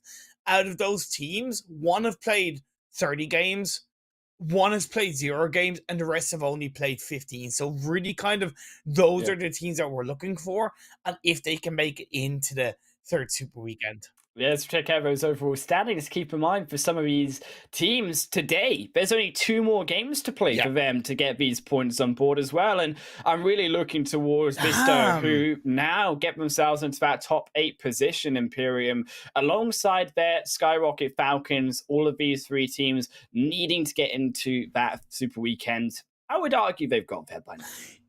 I'm going to be a little bit more specific right here in what I referenced to the Super Weekend. SKYROCKETs, they're in the 3rd Super Weekend, and they're coming into this week, into today's games, on a total of 104 points for 15 games played. So they should be kind of relatively not only okay, of course, locked and loaded for the Super Weekend, but arguably if they keep up in the same performance level and the same average points per game, they should be good for the finals. VISTA Gaming, this is a different beast because they pretty much secured their spot in the 1st Super Weekend, but it will be their very first Super Weekend. Yeah. I mean, you can definitely feel their need to get into that Super Weekend and their oomph that they put there for the top 8 as we check out our 2nd page. So that means there's another 5 roughly teams here, Imperium, that all need that spot still. CONQUEROR, 38 points, 6 games played. They're on the plus side, but again, I'm a little bit hesitant because of the fact that the cutoff point was raised between week 1 and week 2, right? So there's still no guarantee. Out of the 2 remaining games, if they get 1 more good game, they should be good. The only one, Esports, they have 3 games. They're on 35 points. Arguably, they're looking a lot healthier. Whereas 90th minute, they're 6 games played. They're only on 33 points. That's where I start to get very concerned. And I'm very worried because 90th minute, we're knocked down into that relegation space for the Super Weekend points, Imperium. So they don't make it here. There's not even a chance that they can still qualify. They're already done and dusted out the tournament. So they have to pick it up getting into these next few games as we check out our final page, though, before we head to Miramar, where POWR 4K CONQUEROR, they are in some serious trouble, though. Only 20 points by POWR there in 17th. It's fine. POWR Esports currently find themselves in 10th in the overall standings on 195 points. That should be okay. Yeah, for the finals. It should be. It's not ideal. It's not going to help their preparation for the finals. It's not going to help their confidence, but it should be okay. Arguably the same for 4K. Yeah. The biggest threat is COR12, RAD. COR12 are down in 19th in the overall standings, and RAD, actually, they're in 11th, 193 points. Actually, no, maybe they're okay. Yeah, I mean, COR12, really only big issue for them. And as we jump into our 3rd game here, Imperium, keep in mind, CORD, they're playing in Group A too. So they only have 2 more games. Yes. This match on Miramar has to be knock it out the park amazing. Well, let's see if they can knock it out of the park and getting an amazing result as we're into game number 3. That means we introduce a new group and we remove a group. So it's group A, B, D, and E are into the mix for this third game. We say goodbye to 4K, CONQUEROR, OOREDOO Thunder, and POWR Esports for this third game in Miramar. The playing path is a little bit different to what we saw in the first Miramar game of the day, a little bit more directed on the east. Does that mean we'll see a Western Phase 1? Possibly, but I'm hoping for a bit of a central start to this game. Yeah, essential start is what we like to see from these zones. I also still just going to highlight it, honestly, Imperium, the one place, actually I think it's probably the only place I've not had a zone go to has been towards that La Coperia and kind of towards Oasis side. Really? I've never seen a zone go there. And I actually genuinely only realized this now, and I actually really want a zone to go there at some point. Okay. Well, let's see if the Alan Wolf curse can succeed in this it's gone slightly Miramar game. So it's fine. It's a really good Phase 1. Yeah, okay, it tickles a bit of the West, right? Especially in comparison to the playing path at the end of the day, and wide open door for most of these teams to transfer, rotate generally where they want to, comparative to their playing path, like their drop stuff, should I say. For example, Cur 12, they go more towards that kind of western side in around Valdemar. That's going to be great for them entering Phase 1 because they can hang onto the high ground around La Drolera and maybe south of or to the west of Tumasera if they want to, or even if they want to go a bit more centralized, they can opt for a bit of a riskier, a low ground position outside of Monte Nuevo. But again, it's very good rotation potential for so many of these teams. Yeah, I think as well for the likes of NIGMA getting quickly to Airport, so definitely going to help them. And these teams on the northern side, again, Rad, getting to these outskirts position quickly means that they're not going to have to worry about being on those outskirts as much when it comes to rotating later, because they're going to have their looting phase finished. They're going to be as ready as possible to getting closer to wherever this zone does shift. Now, I think particularly, though, we're always kind of looking in these kind of zones towards those mainline roads. So that road coming through Picado and downward, Twisted Minds currently moving past to Monte Nuevo. I'm really curious to how teams are going to navigate this section towards the center of the map later, because it will be in that Phase 2 likely, and I have always felt these teams change in the way that they play Miramar each game around this kind of sector. Indeed. It's tricky having Picado Hill in the center. One thing that I'm observing as well instantly is that it is a little bit healthier being on the northern side of this Phase 1 circle, because you can kind of rotate from hill to hill throughout the circle shifts, right? You can go from, let's say, El Pozo Hill to the hill outside San Martin, for example. You can go from Craterfield Hill a little bit down south. You can go from Water Treatment Hill a little bit down towards the southwest. There's a lot of kind of like go from here to here to here, whereas on the southern half, it's a little bit more weighted in around you go for the edge, or then you go low down, and then you have to go back up on the edge of the Picado Hill, and that can be very, very tricky to navigate around. So I do feel for the likes of Major Pride, Cur 12, Twisted Minds to an extent, who are more down on the south side of the circle. And in the south, though, you still got to argue that there's a lot of ways that these teams can rotate. However, Imperium, I mean, you could always rotate like towards that Twisted Mind side. Major Pride making that kind of wider flank in towards that more western area. It's very much, as we say, where this next phase will go. For now, I think everyone kind of securing their position for now. However, a lot more teams closer down to this kind of Los Leones edge. Yeah. There's a clustering of teams, and I'm very intrigued later onto that Phase 2 mark, how they're all going to kind of navigate around each other. NASR, VISTA Gaming, YALLA, Triple Esports, and the only one, like you said, all clustered around that east of Los Leones area. You can see VISTA getting very close to NASR Esports, Batika getting somewhat spotted out. So great proactivity from VISTA Gaming early on, but you do have to be aware that probably not the only member of NASR Gaming that's going to be around that vicinity, so kind of take the elimination and get out of Dodge. But do you ever just feel like Vista are just such a more aggressive team today and through these last 2 days than they have been throughout the entirety of the tournament, right? Definitely. It's not even that they're more aggressive today.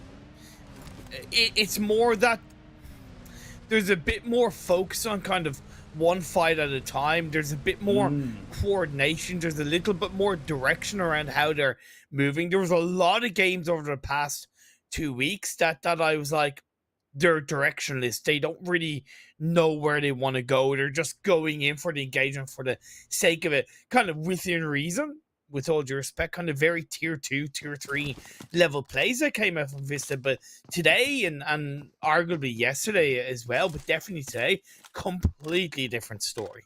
And that's what I like to see, because I want to see all of the 20 teams here be able to show something, regardless if we make it into the finals.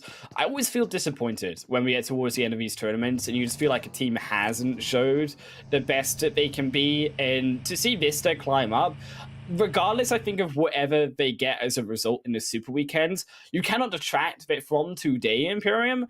They have showed that they can be one of these great teams too. Yeah, and again, I'm all for a team not only proving me wrong, but proving the rest of the lobby wrong. And even though their battle and their journey in the third Super Weekend is gonna be mammoth, like it's gonna be absolutely mammoth coming into the third Super Weekend. The fact that they've given themselves that chance should definitely be credited. But either way, we're getting through this game. You have RTG on the east of Picado Hill. You have GEEKAY more around the power grid area. So GEEKAY made a quite clean, swift rotation throughout the first 5-6 minutes of this game from Picado City into the power grid hill. So understanding that, you know, they have an opportunity to gain a really core central location and kind of a great, fantastic gatekeeping area of the map early on. So they take full advantage of it and they go there. So good play by GEEKAY early on in this game. A lot of these teams as well, kind of focusing around, as you said, that central position of Picado Hill. Now, RTG, we saw that they had a position there already. Power grid taken up by GEEKAY, as you also mentioned. But R8 and also their Falcons slowly heading in towards that location too, moving away from that kind of edge of the cliff on towards half the end of the patron and more towards this hillside. I like that all of these teams heading for the information plane, heading forward, trying to get that more information into phase 2. I am just curious as well, though, because a lot of these teams creating now at conflict between each other and coming back out, depending on where this zone goes, could be more difficult for these teams after they've locked themselves into this space.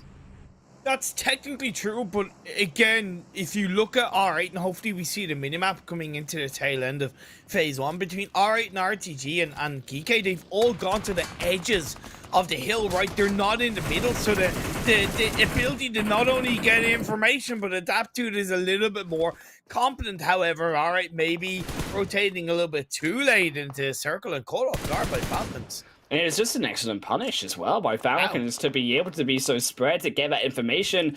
Oh, no, don't do it. Do they chuck the pan? Oh, they miss! Oh, it was so beautiful. I wanted to see it, Imperium. I mean, one time in the future. They're not even going to take it. Oh, no. One shot. It's even worse. We're followed by second and third. Phase 2 popped up, by the way, and it did go down the southeast direction. So still Edge of Los Leones in play. You have Lambadita and around the graveyard area. Perfect position by Vista Gaming on this phase 2 shift. The graveyard, Minas Gerais Hills are such a beautiful area to lock down inside this phase 2. All right, still very locked down in towards, as we said, at center of the zone. Still Picado very much there in this second phase. And I feel like a lot of these more teams are going to be rotating in towards that location, but I also feel like half the other patron, I like it rad with the absence now of R8 there taking up that cliffside. And also you see teams coming down from water treatment, even those likes of SKYROCKET in our screens on our replay right now versus 90th, taking up these more northern positions too and making that work for themselves as 90th. That is not the time to crash your buggy, my friends. And even then, like 90th minute heading towards San Martin isn't really the place to go either. So it just directionless from 90th minute, and they don't really seem to know what they want to do. I'm certainly feeling the pressure of this lobby. Twisted Minds now playing in on towards this edge of Power Grid, and I'm very curious as to why GEEKAY dipped away from the edge of the hillside to the west of Power Grid on this phase 2 shift. Understandably, technically less teams will be playing from that western direction of phase 2. However, it's not to be understated how important it is to be able to manipulate teams coming around that western side of that Power Grid hill, of that kind of Picado hill. And by GEEKAY moving away from it and opting to go more towards the central part of the Power Grid buildings, they stop themselves from pushing back Twisted Minds. And Twisted Minds have put themselves into a fantastic position to pepper and to pressure GEEKAY, and that's going to make it so much harder for GEEKAY to move away on the phase 3 shift. And it's something actually that Falcons have done, which teams do underestimate, I think, around that kind of tier 2 mark, and that's what separates is the presence of mind to take as much area in a fight as possible, because if you can expand your area of control in Imperium, as you can see here, Falcons have such a large part of that around San Martin and that San Martin plateau specifically, you are drawing these teams such as RA closer into these more uncomfortable positions. Now on the edge of Summer, that's a wonderful headshot with the M24 from Kra. My God, had him on an absolute swivel. Now Alright aren't in a position to push this. Talk about pushing right back and sending a message. What better way than to do it? But phase 3 is coming in, Imperium, and it is coming in soon. The only two teams, really, to come into this final zone are still SKYROCKET and also Major Pride finishing their mark. But as phase 3 does shift down in towards Graveyard, wow, that's a big shift. 2 shifts in a row that have gone down to southeast, a little bit unexpected. I really wasn't thinking it would go down to southeast once again. VISTA Gaming need to really abandon the Minas Generalis Hill. At most, keep one player there outside the circle, and the rest of the team needs to massively commit to that Graveyard Hill, because you're going to have teams kind of coming in from that northern side, and it's very easy for you to be able to push teams back, not only manipulate traffic, but pick up a few eliminations and stop anybody getting too close to that area. So VISTA Gaming, that's kind of what they're doing, and it's as quick as to be expected. Yeah, they're making it work. They're going to reposition here as GEEKAY. Find also one rotation, a member of Twisted Minds, and it's just caught out as GEEKAY do make that punished army. It's also checking out, maybe was behind, so now we'll reroute to a different position. And it all just kind of comes off of the fact that Twisted, like teams such as KER12, haven't been inside the zone until about now in this mark, is going to be inevitably difficult, and they get count out without that information. Shoto going to also be knocked away, as you can see, the finalized members of 90th minute falling to SKYROCKET as well in the northern side. Yeah, good play from SKYROCKET. They're being concise on these engagements in all the right ways. Interesting by GEEKAY, by the way. They're able to kind of do such good stuff off the back of what is kind of questionable rotations, and yeah, they're adapting to their situation in overall a solid way. Major Pride now playing in on towards the southwestern edge of the circle, taking an engagement against the side of the only one. But the only one. Luffy in a bit of the midst of 4 players of Major Pride. I'm not sure Luffy really wants to be in that location with that lower HP bar, but KER12 certainly want to fight as they will continue their pressure, so will not over the top. And Major Pride being angled here around, but Luffy still will be found, and Major Pride at least secure 1 for now. Yeah, technically for now, the only one do have a bit of a positional advantage if the circle on the next shift does go up north, and of course KER12 kind of somewhat pinching Major Pride in that way. Comfort of the buildings will help. Great spray by Petrox to try and slow down, and a beautiful M24 headshot to Yen once again. Nice to see these bolt actions come into play. Getting to see the work of the N24 here as Curt12 showing they've got the skill too. They're slowly wrapping around. Oh, I'm not sure if they're going to. So they're actually going to leave them here and wrap around them for a better position later, Imperium.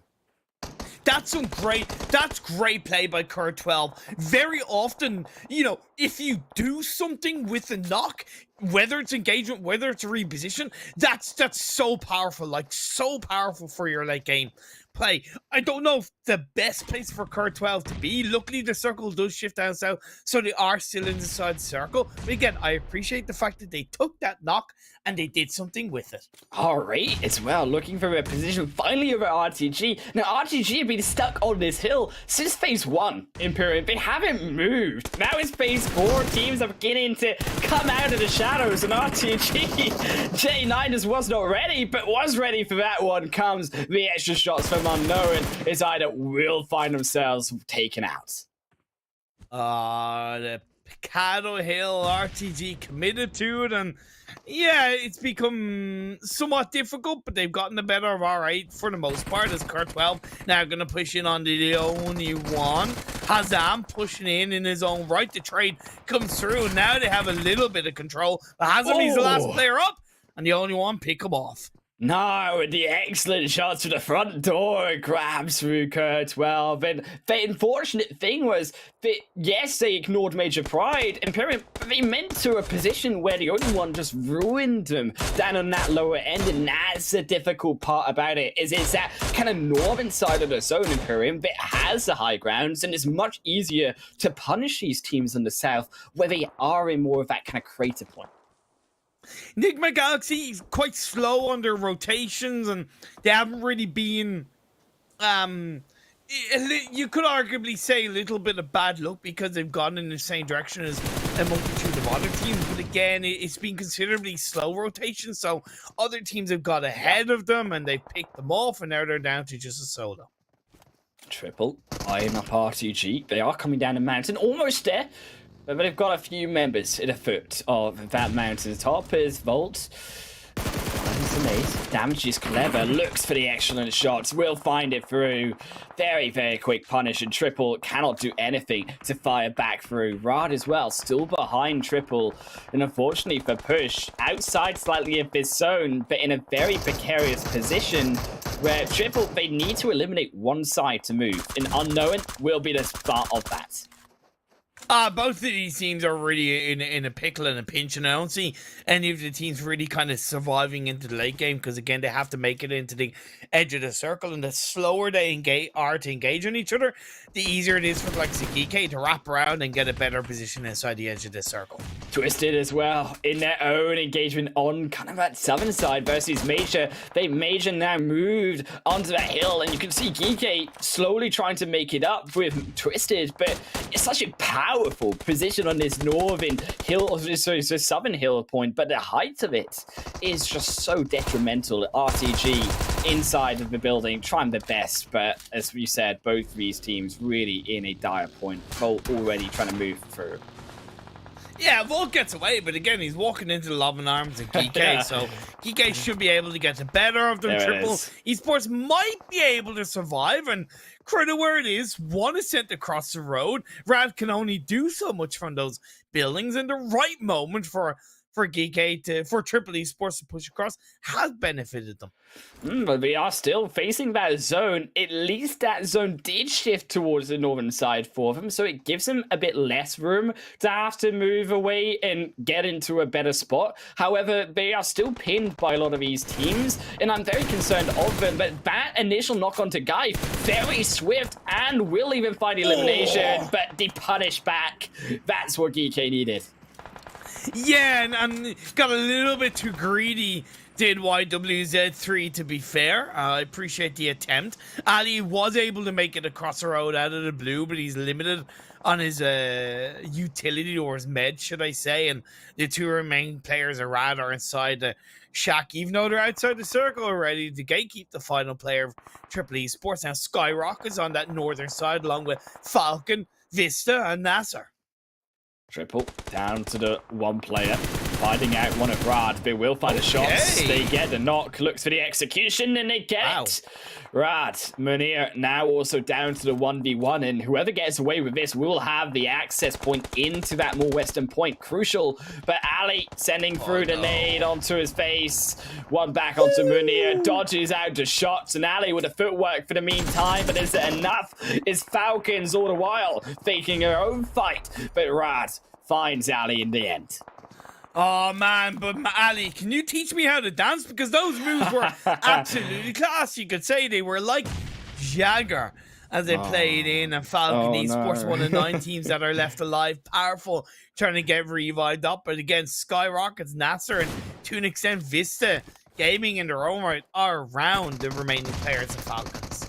Big Molly through into the smoke will hurt Hope's position, and Hope disappears into the night of the Miramar map as Mitch White continue on the party bus through, and taking the party into now this next zone as it has been very open. A lot of the fighting Imperium is all been happening on the outside. Very few members apart from NASR actually inside.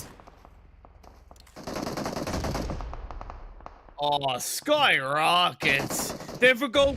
We're contending.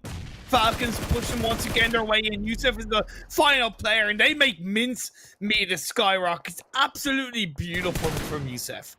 And Falcons getting the one, looking for the final one. Our major, so they have gotten their position inside of the zone. Yen is there as well.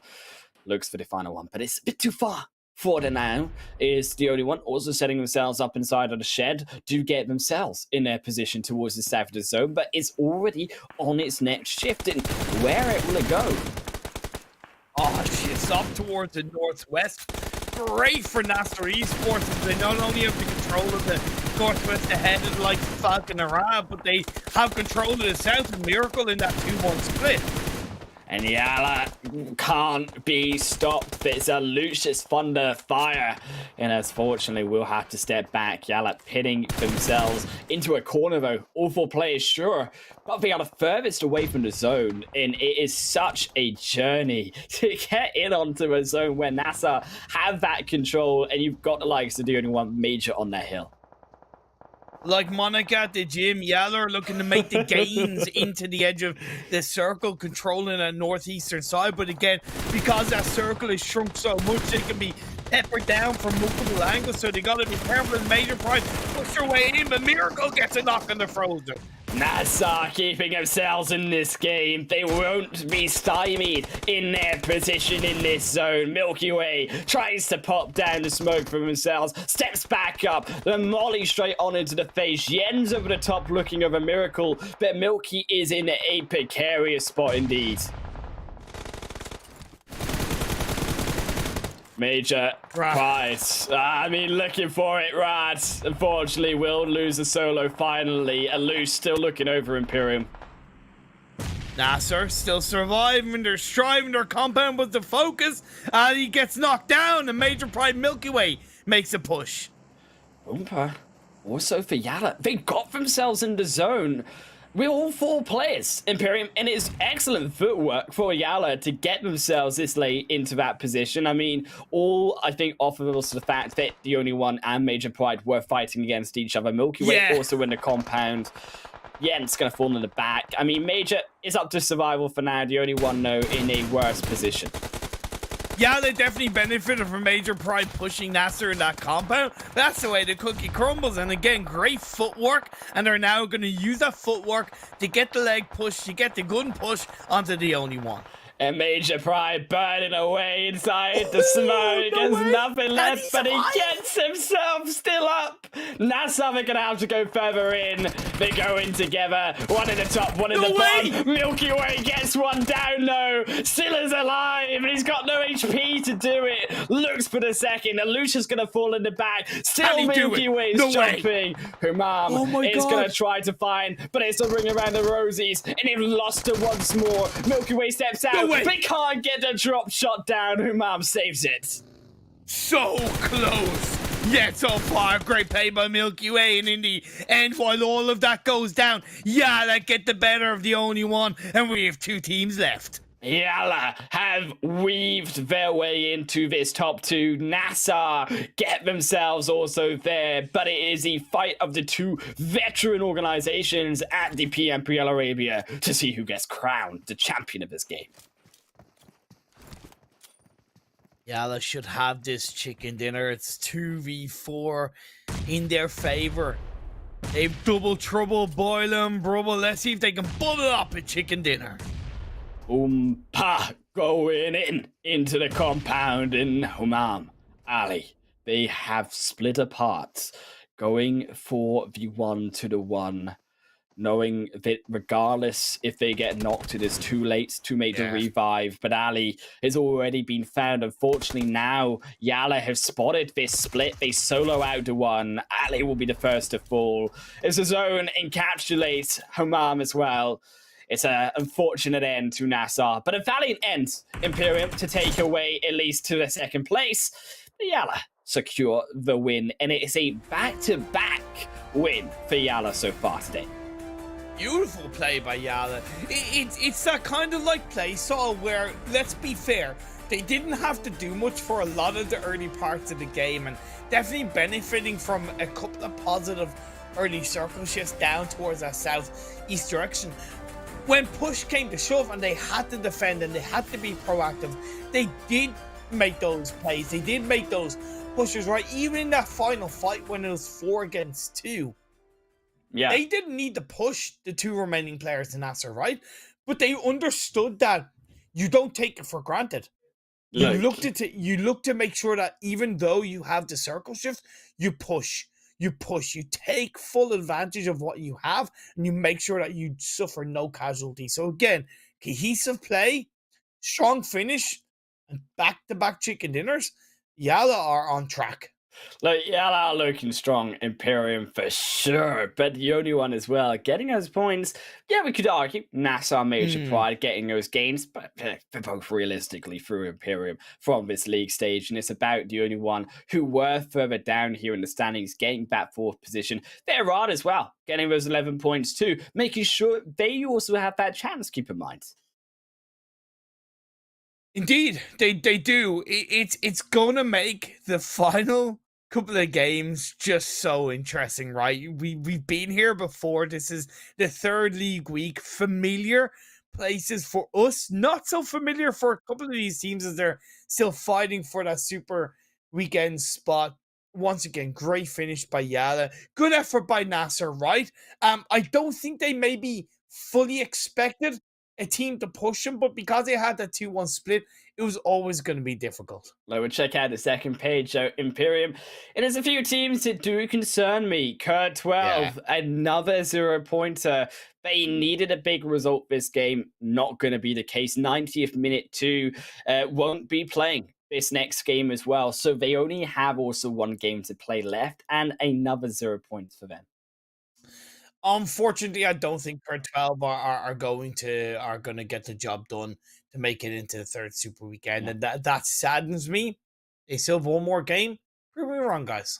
Look, of course, in game though, what can't be proved wrong is how delicious this looks. Get ingredients to make more dishes. Let's share and spread our happiness for, of course, that grand banquet. In Imperium, I think to be fair, to be said that the happiness is beginning to fade through these teams. Gotta hope that they can keep it up. But not only, of course, can you get the food, it is also on a discounted price on the group purchase. Draw for a discount for free every single day. You can get up to 70% off. Imperium, that is a sale indeed, as we sail away into these best opera moments from Miramar and to a short break to Erangel after.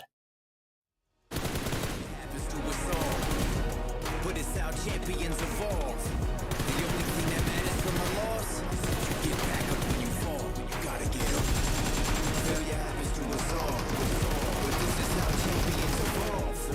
The only thing that matters from a loss is when you get back up when you fall. You gotta get up. You gotta get up. You gotta get up. I need you to get up. Get up.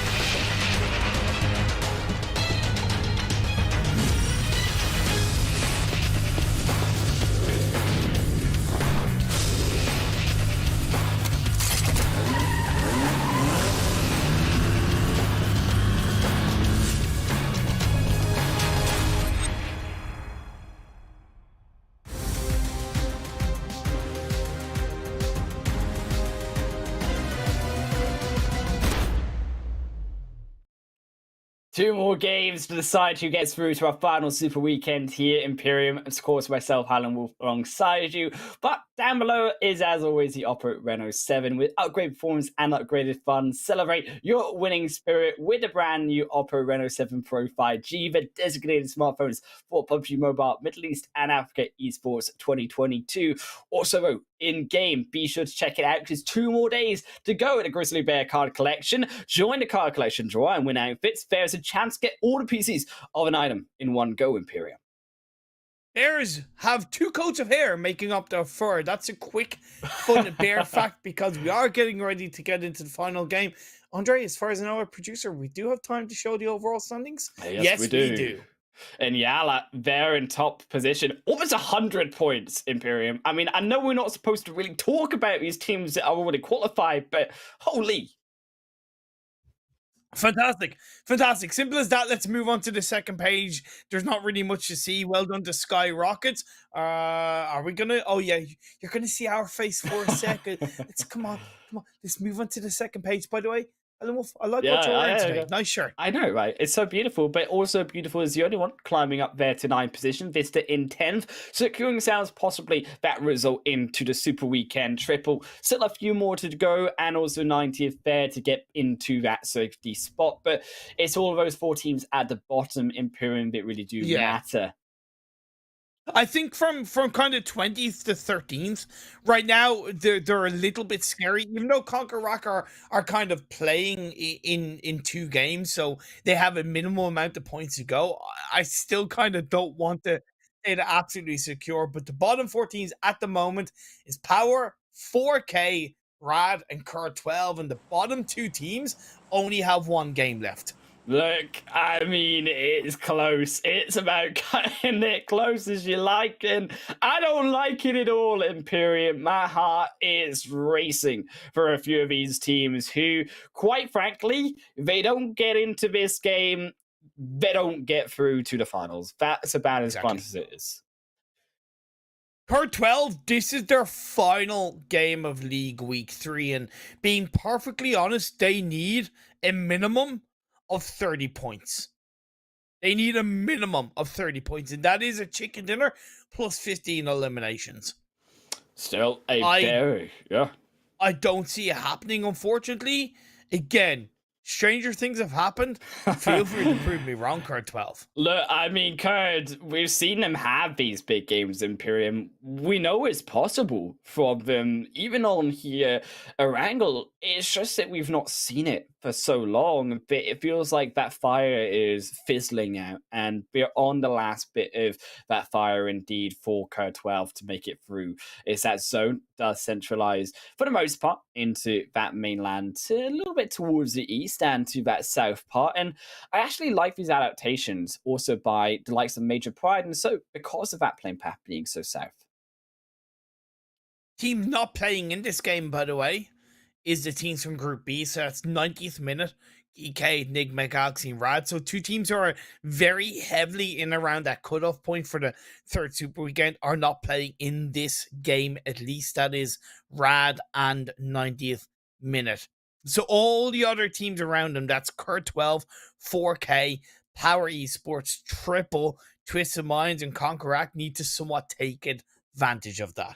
SKYROCKET going to be the first casualty of this 4th game. They've already lost one there down to R8 on that south side. And naturally, a lot of these teams changing their spots. Unfortunately, R8 for SKYROCKET getting themselves even closer than in Georgia Pole down in Ferry Pier. And the only one over in towards that Primorsk side. And I think that this zone really has changed a lot just at the beginning here, Imperium, of how these teams play. Believe it or not, an early couple of eliminations for OOREDOO Esports against SKYROCKET. Now, both of these teams are super secure into the 3rd Super Weekend, so not really too much to highlight.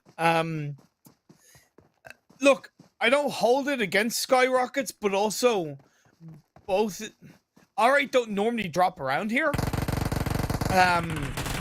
So either do to an extent SKYROCKETs, in my opinion. Right.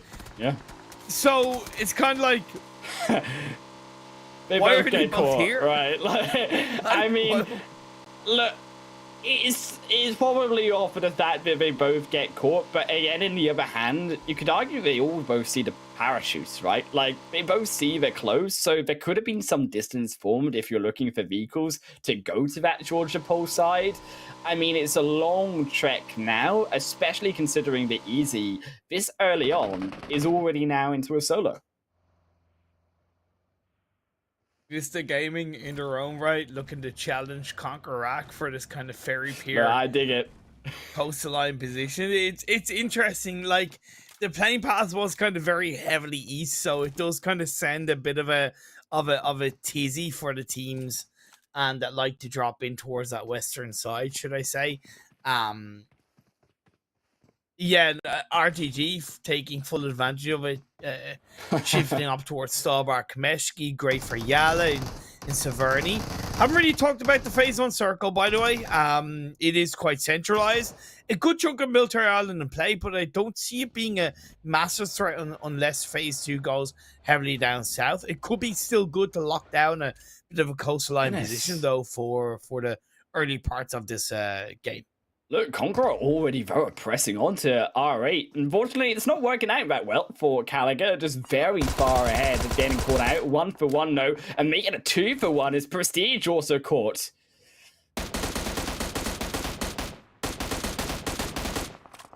Man. Like, this is just unfortunate kind of domino effect play, because CONQUEROR wouldn't have gone so heavily towards Ferry Pier if VISTA Gaming hadn't challenged them for that position. Because of that, they'd be sent towards R8, and R8, because they engage on SKYROCKETs, have obviously, yeah, being pushed by CONQUEROR. It's definitely a bit of a crazy couple of moments for these teams. It's a disaster, really. It's the skyrocket treatment that R8 get. You know, you have to take a sip of your own medicine, if you like. You put skyrocket down to a solo. R8 now down to a solo by CONQUEROR. Oh man, CONQUEROR definitely kind of need these points. So picking up 3 eliminations early on will automatically put them on 36. Again, they've got this game and the next game left, so it puts them so much closer to that cutoff point. I love the fact that I'm actually hesitant to give a cutoff point figure. Like, back in the spring split, I was like, yeah, I'm okay with giving a cutoff figure, because actually 9 times out of 10 it was lower than that cutoff figure. Yeah. Right. Whereas because he's seen a higher between week 1 and week 2, I am hesitant. I wouldn't be surprised if it does go up to near 50 points for that cutoff point. Look, there's still 2 more games to go, and that's not great news if that's your prediction for the likes of 90th for Kurd. I mean, Kurd's final game, of course, he had 90th still to play 1 more, but for R8, it might just be their last, as it will be the end of their league stage here. They'll go through to the Super Weekend, but not in a great way.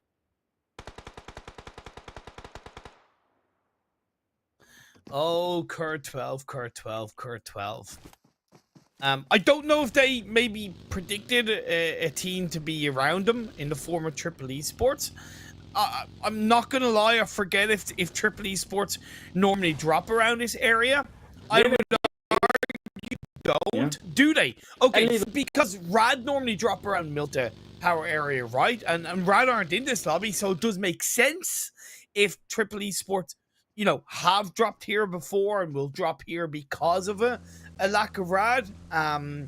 Luckily, Kurd 12 are still okay, but I suppose they've allowed Triple Esports to get ahead of them inside this Phase 1, and it could pose a problem in Phase 2, Phase 3.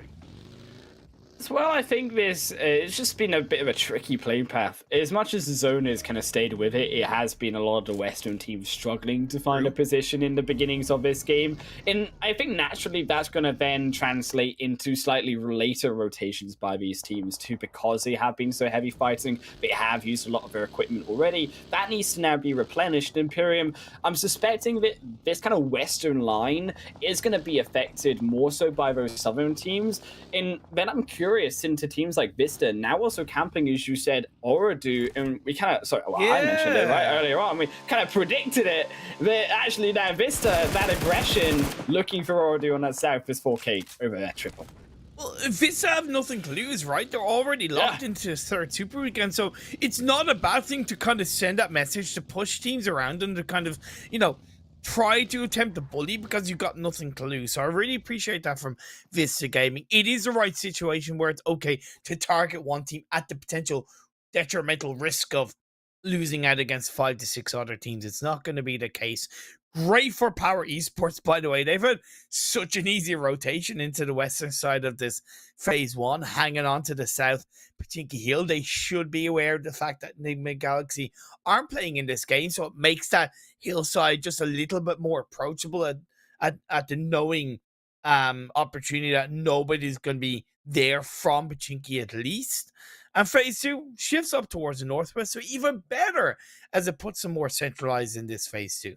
I'm kind of nervous for OOREDOO, actually, because they're sat in, believe it or not, 13th position with 41 points. Yeah. You would say, like, as we said, 40 points would maybe be enough to get into the Super Weekend, but maybe it's not. And here if OOREDOO get taken out very early on, don't get the points, Imperium, then they have one more game to get those. I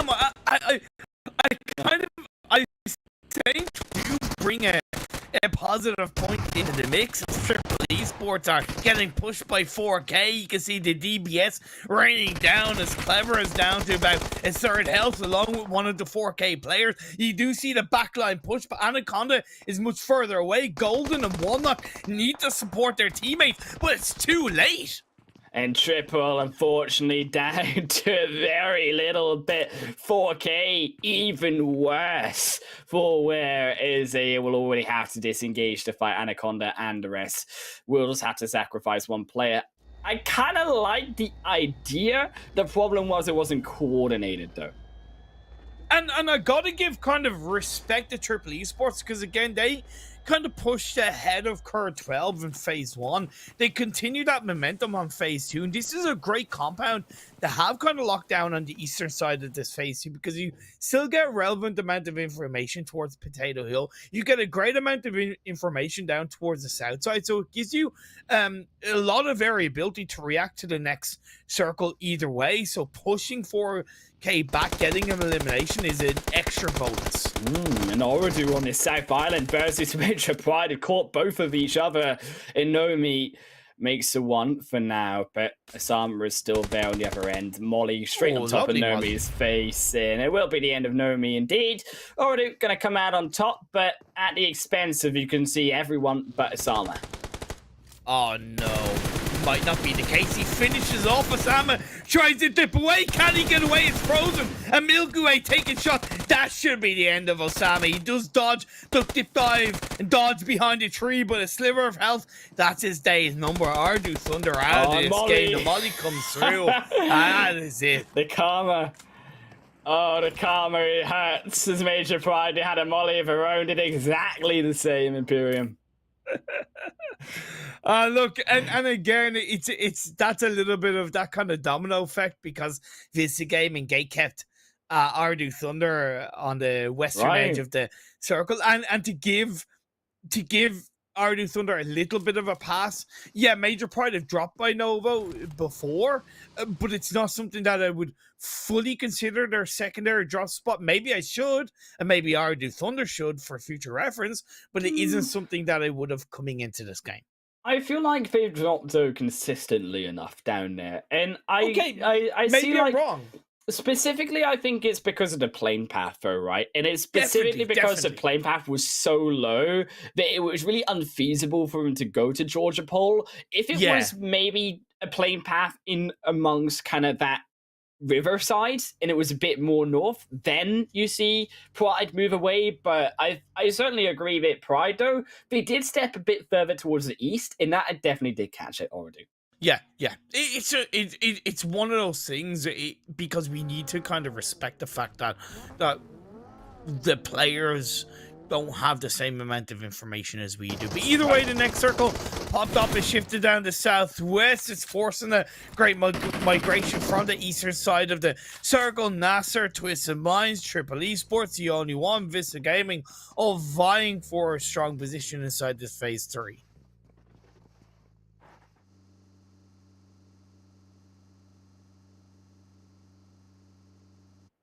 Now, the thing is, what will teams up around that northern side do?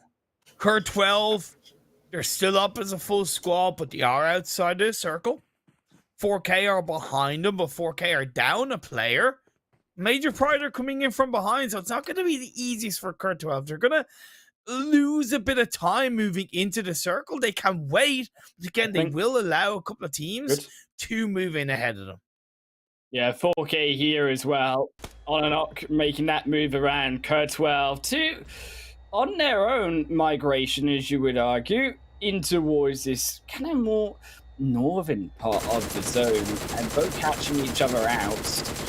Fortunately, Cur 12. See, and that's the thing, like, they're technically getting away with it, technically, but I really don't like the timing of Cur 12's rotation. No. I feel like they could have done it a bit earlier. They're getting away with it because 4K are playing weirdly in their own kind of walking into it, right? Like, yeah, it's kind of like the lesser of two evils. It really is. Like, I mean, Cur 12, they had no right rotating there. Oh no, they had a catch out Pride as well. Oh, bless. Frozen, caught out in the zone. That's the end of them. I actually think with 4K, it kind of is unfortunate because I want to see more from this team. And I want to see the aggression that we saw in that first day of the Super Weekend. It just feels like since then, they've never really recovered from dropping down out of that top spot. And it would be hard to believe at the end of a Super Weekend day that 4K were in that top position where GEEKAY are now. Interesting that NASR have stuck to the edge of Patinky, same with Falcons. I really don't agree with it unless they're able to get kind of some 9,000 level IQ information. Out of the two teams that I mentioned, NASR in a little bit of a better disengagement position, but by no means super cool. Big shifts in towards that GEEKAY side as Cur 12, unfortunately, are going to feel that pain in the transition. Every single one of them blowing into the sky by VISTA. Off they go. And again, it's like, it's why I was insecure around the rotation timing on the previous shift, even though it worked out, because the next circle pops up.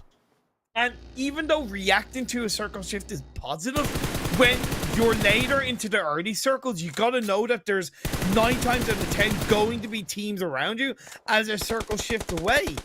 And it was just very blind play from Cur 12, Hail Mary, and unfortunately we won't see them in Super Weekend 3 because of it. They are out of the running. Triple gonna also be inside their own compound. I mean, it sucks for them, but it had 2 chances, and I think more so than VISTA here are doing. VISTA are, by the way, looking absolutely on fire today, Imperium. They're sending now another fight versus the only one, and it feels like they aren't cooling down.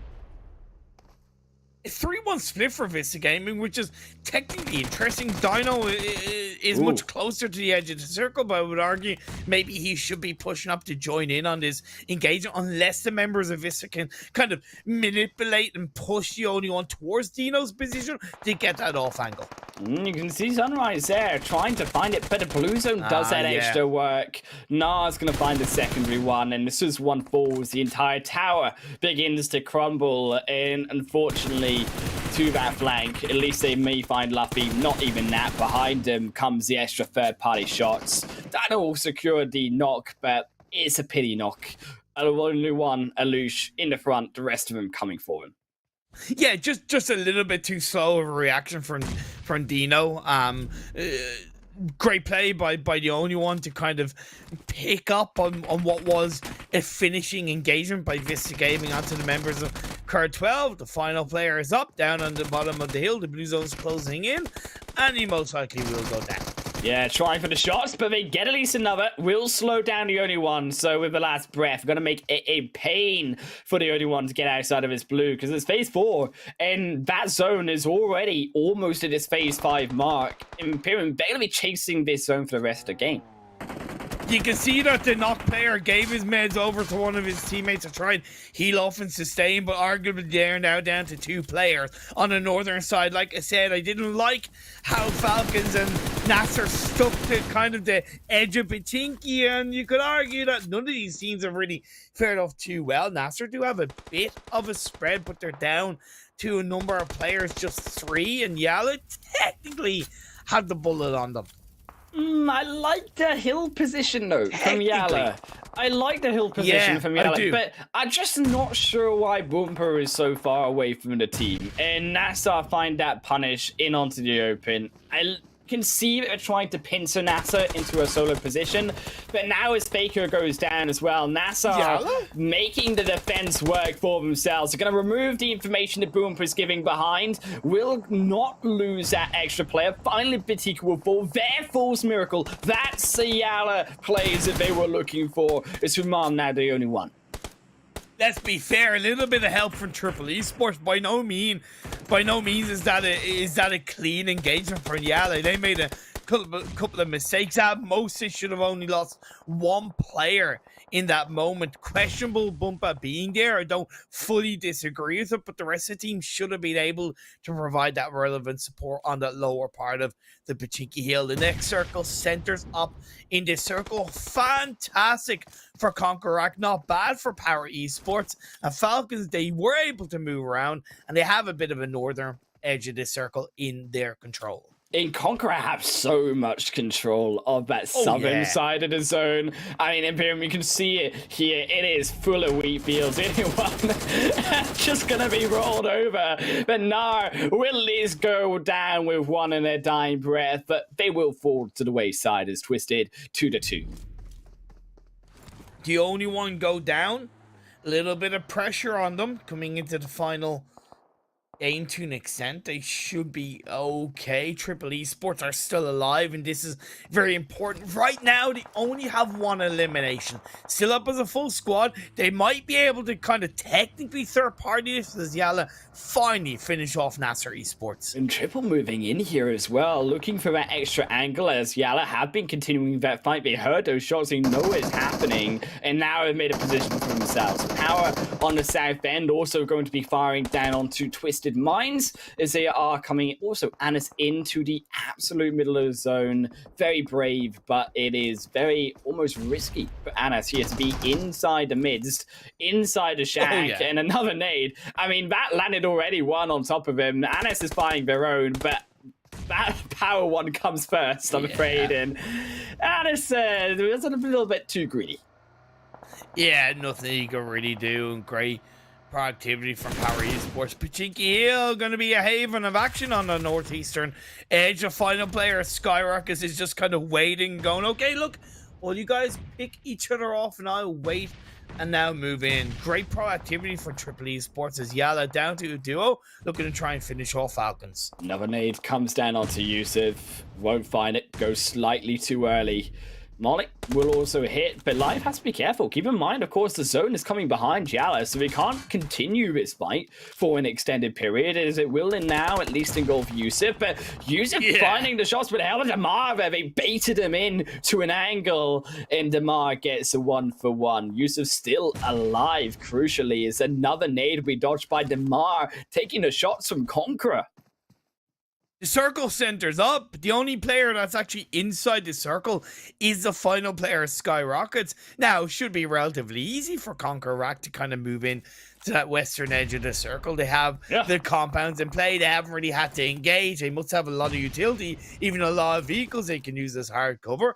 There's no guarantee. There's no massive security, especially with Triple Esports and POWR all covering that north and the eastern edge. But big knock by Yusuf onto YALLA once more, and YALLA having such a difficult time to finish off his birds, and it will be finished off by them. The claws through the face is Triple now as well in some trouble. POWR continuing to apply the pressure, making it so that Triple can't continue on into Falcons. CONQUEROR need to kind of do what they can now to get a little bit more involved on that potential third party with POWR on the opposite side of the circle. Haji is a little bit on his own. He has a cover of the shack, so it's going to be a little bit more difficult for CONQUEROR. Falcons trying to move in. We're down to 5 teams. Calica for CONQUEROR, already 8 eliminations for this squad. Keep in mind, Imperium, they haven't been too quiet to have the most eliminations in this game. SKYROCKET, we're blowing into smithereens as POWR make it happen. And now, Triple, with that extra time given to them, have moved also in onto the zone. And CONQUEROR trying to fight both Falcons, both trying to fight here. Triple, but it's a slow approach by them. Coming into this game, POWR Esports were on a total of 20 points. Triple were also on a total of 20 points. So this game was very much needed. This result of a top 4 for both teams at minimum was very much needed. And getting these points crucially in these final games where they require them. CONQUEROR, Triple still to play their next game on top. Imperium 2 is POWR. Unfortunately, they won't be playing for much longer. Every single one of them reduced to the shed and has tried this strategy, and I don't think POWR will be successful either. 3 teams are left. Triple Esports now going to push in. It's a lovely 3-way dance, and honestly, Highland, any of these 3 teams can win. This almost walked into the nade. There comes another. Will now bring us down to half, down to 25%. One more brings him down to 0. My math's correct. But do we have another nade in hand? CONQUEROR here also over the position. Finds one, almost got a second onto Ali. Brilliant punish for the overextension of Triple onto POWR. Wonderful 2-1-1 split from CONQUEROR, as well as getting involved at the right time. The third party disengagement. And this is still alive as well. Is on the edge, but you can see the fire shots coming through onto Triple. They're trying their best to defend here. A position trying best to recover as it is blown directly by Calica into third. And now Triple only have to eye up the second position. They lose the back line. It's only up to Yoaz, and it's all looking over as CONQUEROR coming over the hill in a juicy final elimination. Rio going to fall though, however, is for one. Don't see this happening, Imperium. I don't see it happening, the 1v4. I mean, you guys are trying. Here comes Rev at the top. Very close. It is CONQUEROR. Confirm the final elimination, as we said, and CONQUEROR their own chicken dinner. I just feel like CONQUEROR, both Triple, they both win, though, in this game, Imperium. Getting those points, as you say. CONQUEROR, that was a great game for them. Their timing was perfect. Yeah, okay, they had a compound for a good bit of the circle, but navigating out, I said they needed to get kind of a little bit involved when POWR and Triple Esports were starting to take shots at each other. I don't know how much information they had, but I really believe that they used the audio from the opposite side of the circle and kind of said, okay, look, let's spread out, let's move in. And they certainly took advantage of Falcons and YALLA kind of slowing each other down, right? And it allowed them to move into that northwestern edge of the circle. Like I said, the timing was great from CONQUEROR and great way to close out this 4th game. And as they check out the standings as well, Imperium for CONQUEROR, they're in first position, a 30 points a game, will surely confirm themselves now into that super weekend. Alongside, we've got a match in Triple. POWR also getting themselves up too. And it's also good to see by the likes of the only one, another consistent game by them, and I think quietly consistent today, getting a 10-pointer in the belt. Puts 90th minute under a lot of pressure coming into this final game because it automatically puts POWR and Triple ahead of 90th minute in the overall standings. I don't know how many points 4K secured in this game, but they were definitely the kind of the biggest per se losers of this game because teams above them got very good points in the form of Triple and POWR Esports. So it's going to be a race for the 16th spot or for that super weekend spot into the final game. Look, second half of the standings. So there's 4K as we were looking for, and only 1 point by them, as you said. Code 12, only 1.2 will confirm their elimination, not only out of a super weekend, but out of the finals as well. Yes, it sucks, but Code 12 they just needed to do more, quite frankly. They did, and they didn't adapt in the right way, and I really hoped that they would, and they've got a lot to learn, but I also believe that they have the ability to do it, and they also have the level of energy within the team. I really hope that they keep going, and thank you for providing us with a lot of action, a lot of entertainment. Keep on going, guys. Again, this becomes very, very scary because Twisted Minds in their own right, they only got 2 points. 0 in that running, 4 not qualifying. Look, it all comes down to this last game, Imperium. We're going to leave it off for the best opera moments from that Erangel match. A short break before our final Miramar.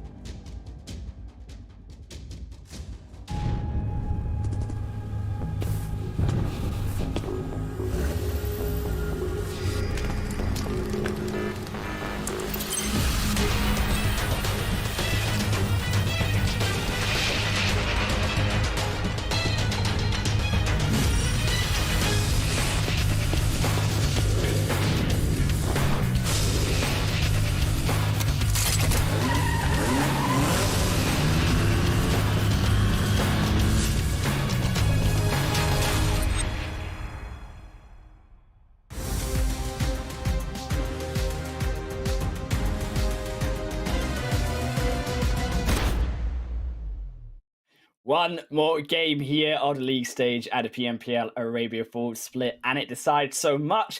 Imperium, because these teams do need those points. We've, of course, joined none of it by the Oppo Renault down below, though, with upgraded performance and upgraded fun. Celebrate your winning spirit with the brand new Oppo Renault 7 Pro 5G, the designated smartphones for PUBG Mobile, Middle East, and Africa Esports 2022. We also need a drink, Imperium, alongside that phone, and Monster Energy, our official energy drinks partner, is the best way to get energized for this final game indeed. Oh man, final game, the final opportunity, and like I said, it becomes very challenging for a number of teams. Of course, within the mix, you do have some of the teams who can technically afford to not make it into the third Super Weekend, but arguably, there's more teams who need to make it into the third Super Weekend than there isn't. Very, very interesting. There's going to be kind of a little bit of explaining as we get throughout this game. Unfortunately, we don't have a chance to show the overall standings before we get into the final game. But between 19th and 13th coming into this game, it can be technically any one of these teams or any number of these teams not making it in. We already highlighted that CONQUEROR 12, they're in 20th coming into this game. They've already played their 8 games. They're not making it into the third Super Weekend. So that's why I say 19th to 13th. Yeah. It's a little bit easier for kind of Triple who are in 13th and OOREDOO Thunders who are in 14th. But like I said, it's not the cutoff point, right? So it could go anyway. That's the scary part, right? Is it's so much down to these teams, and I think the hunger as well for so many of these teams. Keep in mind, Group B now also going to be back on board. So 90th minute also back into the game. Who need to pull off what CONQUEROR 12 couldn't here and get a good game under their belt. Look. The teams should know the pressure that they're under more than me, more than you, more than anybody else watching. If you're looking at kind of OOREDOO Thunders, if we take where they are in the overall standings of the Super Weekend, they're currently lying in 13th place with a total of 141 points. Yeah. If they don't make it in, their spot in the finals massively compromised. Yeah, of course, not only 90th, but GEEKAY, NIGMA, and also Rat joining in with Group B. And if you are interested in Group A, not playing it is, as we said, CONQUEROR 12, but also Major Pride, R8, and also SKYROCKET here too. So that will be our final changeover of our teams here. And Miramar is, as we highlighted at the start today, Imperium, one of the most tricky to navigate maps. And for 90th, they've got to solve that puzzle, as we said, along with those other teams in the bubble. What is so difficult for 90th minute is the fact that they have such skilled teams ahead of them. Even though they're in this compromising position, they are very, very skillful. Twisted Minds, POWR Esports, OOREDOO Thunders, Triple Esports, they're not teams to be messed with at the best of times. Off the back of this playing path going on the southern side from west to east, we do see a number of teams dropping around that Chumasera area. I think it's is it Rad, the only one? Vista Gaming? Very, very unique. Yeah, very curious to see so many teams actually dropping down on the side of Minas Val. I wonder really why on Chumasera here that all of these teams are playing. It could be, as we said, because a few have qualified already, but to see that skirmish, I would love to get in and have a closer look at it. As you can see here, Vista on that lower end, but the only one very split with Falcons in the middle. Yeah, I wasn't sure if it was random, if it was Falcons. It was Falcons, and they have absolutely not a care in the world because they're already secured for the third Super Weekend. So in my eyes, they want to deny a couple of teams possibly making it into the third Super Weekend, and it could be the only one that they don't want to make it in. Vista making that line, though, and they're moving that line forward into Falcons. I think that probably Vista, if any team, come out on top here, though. I mean, Falcons are down to only 2. The only one are down to 1. Vista have the full squad. They have the numbers.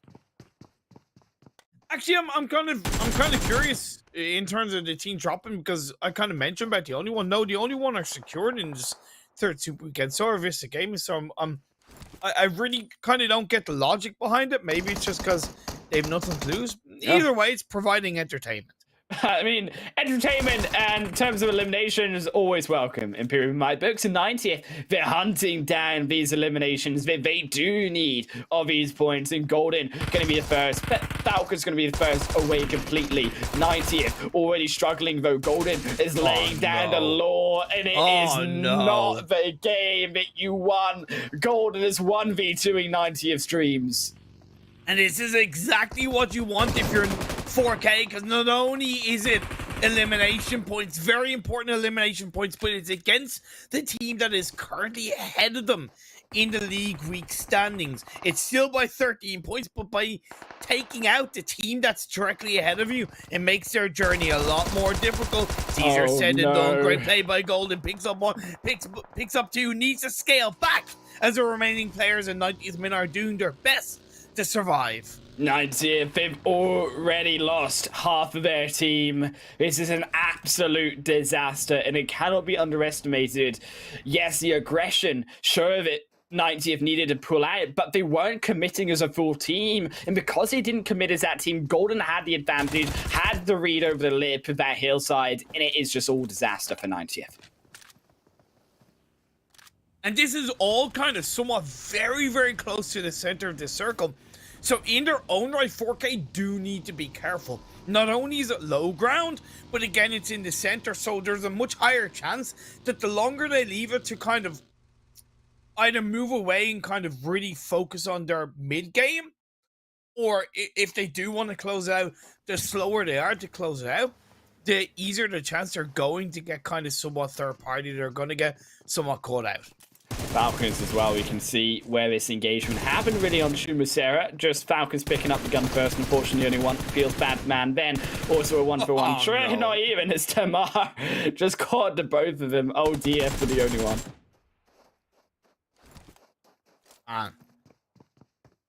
What can you do? What can you do? You can do absolutely nothing. They can fall. They can fall out, and they can get ready for the Super Weekend. That's what I think they can do. And I mean, they're doing it perfectly. It's like a 10 out of 10 style.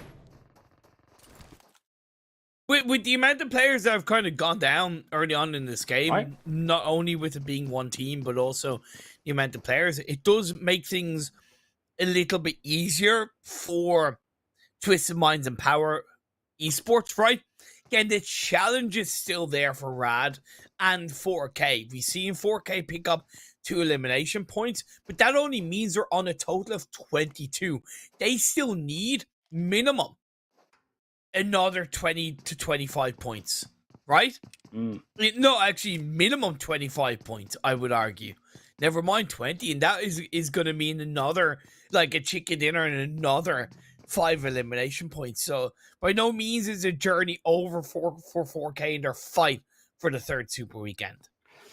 I think the 4K, right, as difficult as it looks, I still believe that they probably do go through, and it was something we wanted to highlight right earlier in the break, which was that Kerr 12 are already out of the standings. You've got 90th that probably more than not are losing hope on as well. Then VISTA, they can't really surpass too high of the standings because they've only played one Super Weekend. So for teams like 4K, even if they don't make it into the Super Weekend, they don't have to worry as much because the teams below them also aren't playing or don't have a good position.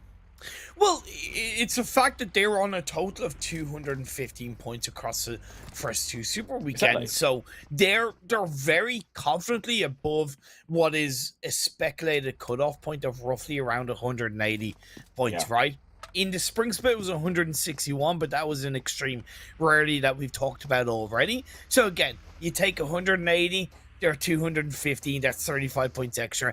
And what you already mentioned is a fantastic element in play that does definitely trickle down to teams closer to the 16th spot across the second Super Weekend. Again, it might sound a bit complicated, but it certainly will make more sense as you get into the third Super Weekend. Triple Esports are doing everything that they can to make their way into the third Super Weekend. They are currently on 43 points in 13th place. So they only need a couple more points to really seal their deal, book their ticket into the third Super Weekend. Right, and I've cut-off point kind of to re-emphasize a bit more in the teams that do massive. So we're talking about the likes of Rad or RTG, who kind of roughly down towards that 174-point mark for RTG in that 12th position in the overall Super Weekend standings. As we said, it's a little bit complicated, but it does mean that these teams are more safe when teams below them can't contest them as much. And unfortunately for VISTA and OOREDOO, both of them seem to have found themselves in another skirmish. VISTA have not stopped that engagement. Now, it didn't work before in Erangel, fighting too much, but OOREDOO, it seems a bit scrappy here. OOREDOO Thunders, it is indeed scrappy, but it's against a team that, although showing a lot of strength, can tumble apart if it goes against them in the form of VISTA Gaming. A good 3-1 split for the time being, a little bit linear, and you can see OOREDOO Thunders are trying to take advantage of that. Smoker's going in on his own, and he is trying to run punchy air to maneuver around and look for Sunrise. Though Sunrise didn't catch him out, now they will. Evan Smoker is immediately punished for that open fire. Dino also going to fall, but there goes Hassan for gaining another overextension, and VISTA punishing OOREDOO's mistakes. Great play by VISTA to kind of turn around and be super quick to react to this, and the final player of OOREDOO Thunder goes down, and that means they go out of this game with just 1 point, and it puts them on a total of 43. They are under threat to not qualify for the third Super Weekend, and that puts their position in the finals of PMPL Arabia Full Split under massive threat. They are going to be biting their nails across this final game. Very, very risky indeed for OOREDOO. Now, they have to hope that now the likes of VISTA and such will fall away, but 7 eliminations for them. It's not a small game indeed by VISTA already, and you can see that they have so much space towards them to work with. That second phase didn't kind of centralize, but still towards that northern end of El Pozo and that main road line, as we said, through Monte Nuevo into Picado itself. The biggest positive for OOREDOO Thunders is that they're kind of their closest threat to being dropped out of the top 16 is 90th minute. Not only are they already kind of about 10 points behind OOREDOO Thunders in the standings, but they're down to only 2 players. Now, they can still make a potential top 4 with a couple of eliminations. That's going to be a big task, a mammoth task, and unfortunately for 90th minute, an unlikely task. VISTA, they're after even more, though. They seem to have pincered YALLA now. Is YALLA maybe a harder opponent to crack? Is VISTA looking still, and nevertheless, Sunrise over the top for it. Boomper coming under fire as he looks for the position on Sunrise, gets behind the hay bale for now, and Boomper and Sunrise locked in combat. Is now F Station way too far out in the open. The Catan will also find Sunrise, and here comes a punish through from YALLA, simply as. I love the fact that VISTA Gaming are really testing themselves. They really are. You can see that they're pushing the limits in the right way, and that's definitely okay. That's like 900% okay. Not only, again, it's entertaining to us, but it is kind of showing us that they want to push themselves. They want to make sure that they're as prepared not only for the third Super Weekend, but potentially, and I mean super duper low, potentially, a final spot. Right, in VISTA, you like to see that over-aggression, and I feel like VISTA, now they've shown you over-aggression, right? Istrovka is being hunted, quite frankly, down by the entire YALLA squad, but rein it down now in the Super Weekend. That's what we're looking for, is we need that controlled aggression, because we know that they can be over, we know that they can be under, they need to find that balance.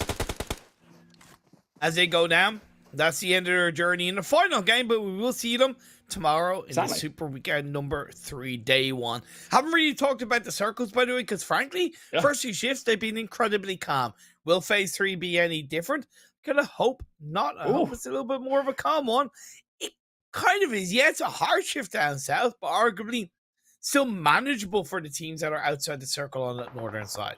It's an interesting shift, though, because you can argue that these northern teams still have a lot of rotational paths to go with. Now, you can either go across a more risky one that is Power Grid, but also I think that NIGMA coming around the backside of Monte Nuevo and a hillside into Monte Nuevo, or El Pozo, should I say, into Monte Nuevo, is actually kind of where you want to go, maybe as a team like NIGMA. Now, you send Hamodi in as that kind of single member to scout out the entirety of that zone, but I do feel that they could definitely be an easier rotation without losing those players.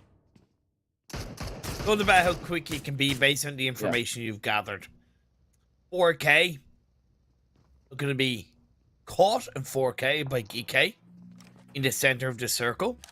I like this position from GEEKAY. They committed to the low ground, to a hard cover, and they've been rewarded across the first 3 circle shifts. Triple Esports are down the south of them. Triple Esports are arguably in the second best position of this game. The biggest threat for them, to me, is YALLA on that rotation, a little bit to the east of them, and they need to be very, very careful.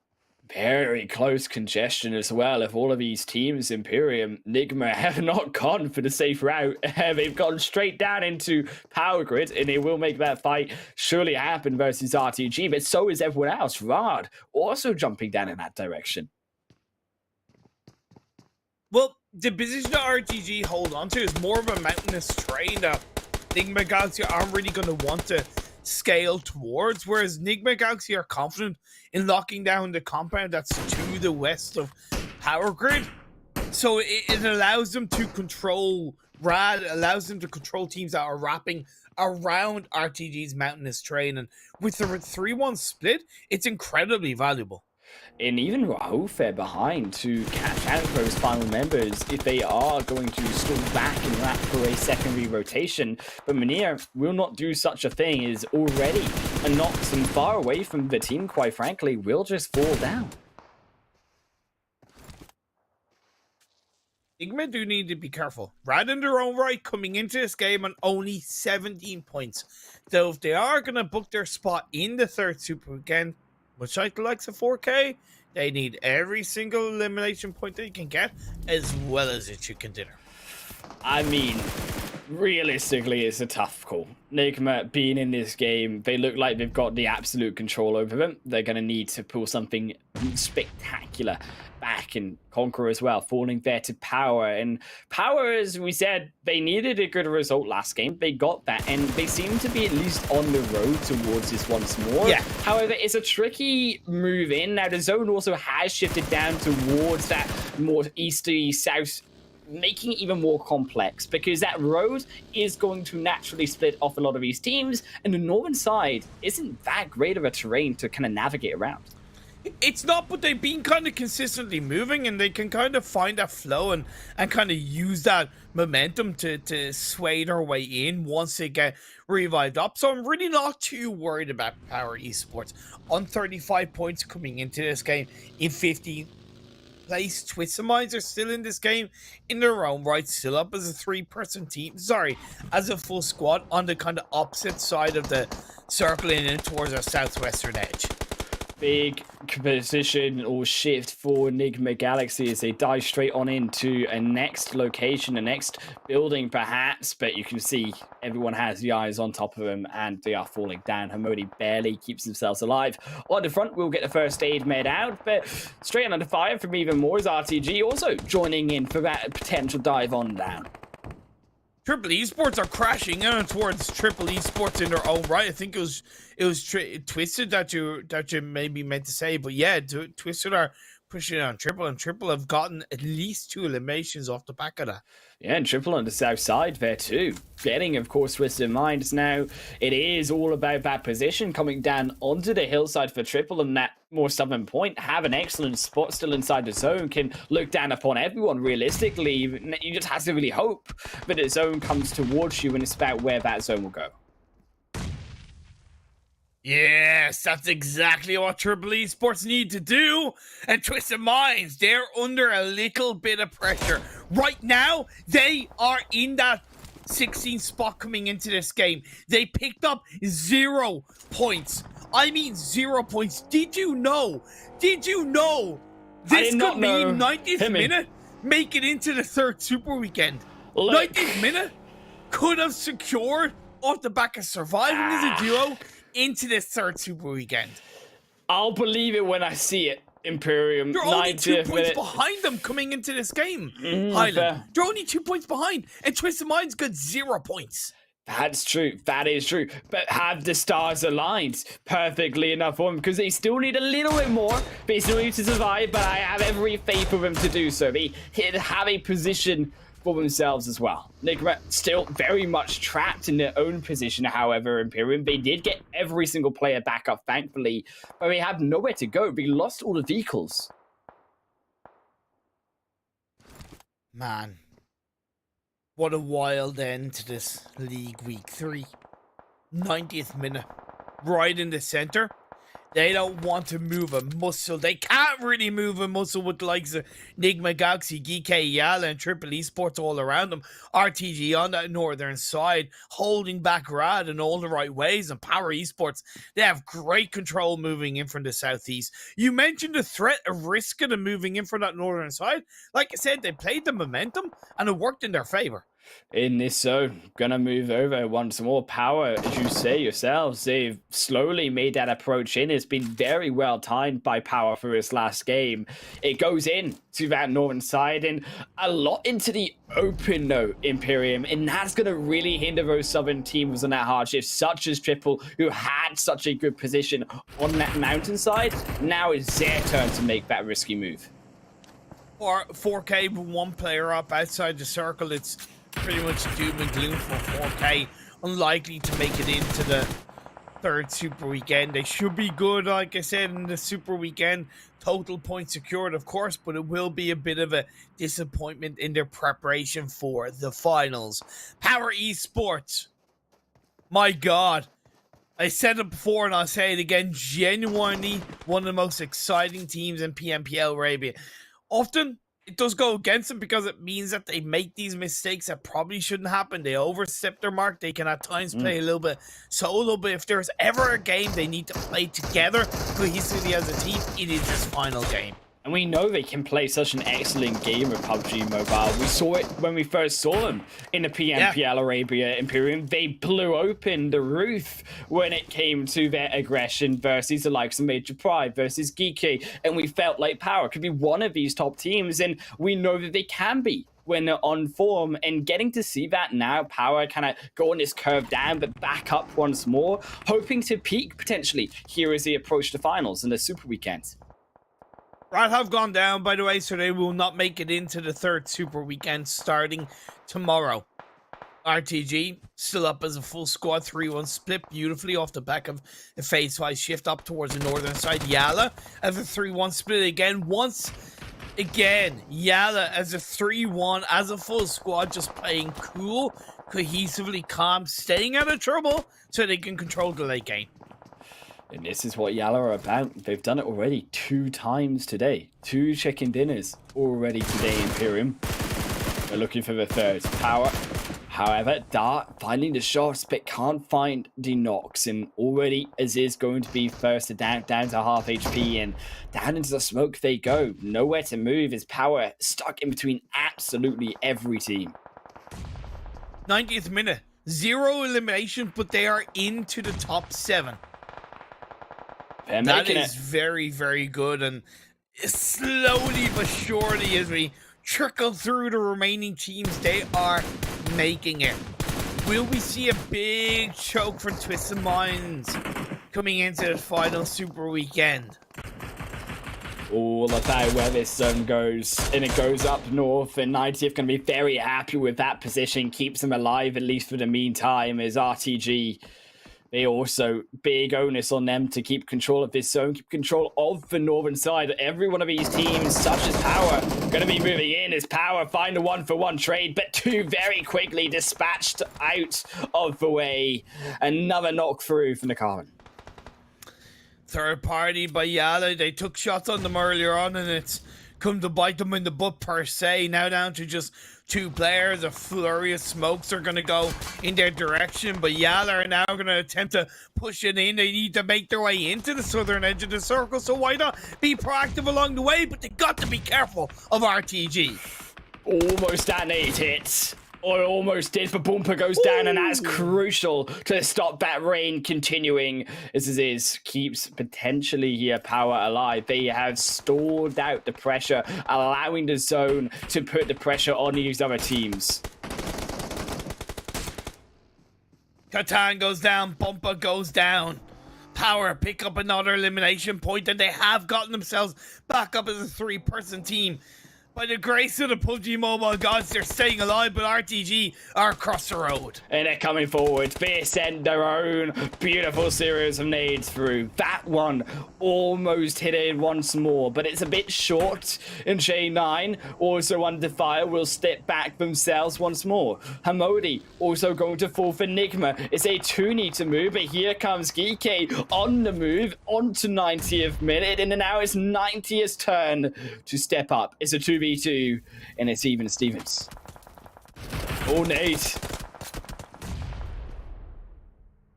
Road to glory. I thought that was going to connect. I know, same. I thought it was. I felt it going on the edge of my seat, Imperium, but GEEKAY, it don't. And now, GEEKAY losing one. Ragnar also making the revive slowly. 90th minute, continuing to survive. It's all about the stalling for 90th. More smokes laden down, slowing the approach of GEEKAY. Toto. Emad. 2 players left up into 2v2. Lovely spraying through the smoke. Gets to one, but will they go for the punish? Very risky indeed. It's on the edge of the zone. 90th, they're too afraid. They've run out of smoke, so and now GEEKAY, they go for the push. Ragnar burned away though. Choto grabbed Sky. Freak got Ragnar from NIGMA. NIGMA may have just helped 90th get into now the top 4. 90th surviving here in the final game to get to this Super Weekend. I'm pretty sure that's it. They've secured their spot in the Super Weekend number 3. They started this final game taking a fight against 4K and losing 2 players. They disengaged. They ran with their tail between their legs, but their tails were firmly in the middle of the circle. And they survived up until the top 4. Can they continue further? It would be a little bit of a cherry on top if they were to even grab a chicken dinner. However, it is unlikely. It's a very unlikely position. They're still outside of the zone. Power know exactly the 90th are here. The shots were extremely loud. So do NIGMA too. NIGMA firing onto RTG though. It's a bigger fish inside of this final game. Makes their move off the mountaintop. 90th are there to stop him. 90th are looking for the punish, looking for the spray. They can't quite find it. Lord will take down Choto though, as Emad at least will grab the final one they were looking for RTG. Power. Just powering into these circles. I think RTG have been a little bit quiet. I believe they could have been more proactive in the previous couple of minutes, maybe punishing Power, maybe punishing NIGMA. We'll have to wait and see as this side of 90th minute they go down. And Power slowly staying alive. How do they do it into the top 2? Imperium, they've been in the midst of everyone, but they carefully calculated, kept their position under control. And now it's NIGMA versus Power for the final chicken dinner. Power wanted it more. They fought for it more. They were down to 2 players at one point. Got the revive onto 1. Now they're a 3-person team. Up to 8 eliminations into the top 2. Top 2, signed, sealed, delivered in the 3rd Super Weekend. Looking for that fast track delivery of the chicken dinner into their hands. Still one more present to grab. Alahi stepping over as the nades continue to go wide. Power just feel like they are angels when it comes to dodging the holy grace of the nades, but they send one packing like the devilish devils they are. Is now Modi, a second one on target. Blind over the top, grabs the double. Rauf now looks like it was on target, but Rauf steps back out the way. Another molly straight onto their head and is inflamed through the other side of NIGMA. Don't waste all of your utility power. I know you're confident off the back of what was an elimination through some nades. Slow down. You've whittled it to a 3v3. You don't know how much utility NIGMA have. They could be biding their time. The next circle centers up once again. The road is directly in the middle. None of these teams are going to have to push across the other side. Another move in on the circle. The circle's going to be deciding moment. Freak and Lord very far away. Is Lord looking for the flank versus this is in Dar Alahai locked into 2v2. Both the zone now moving in, however, and neither of these teams willing to move. I appreciate that Lord is still outside the circle, as is. Both teams are looking for the same play style, the same finish. NIGMA moving in, looking for a chicken dinner. Power still up, still no one going down as the nades continue to rain apart. And NIGMA landing the same spot, but no one's there. Power on home in that location, I'm afraid. And a lot of the utility also wasted by NIGMA. Power, it bought their time indeed, but they have one more ridge to come across. So did NIGMA.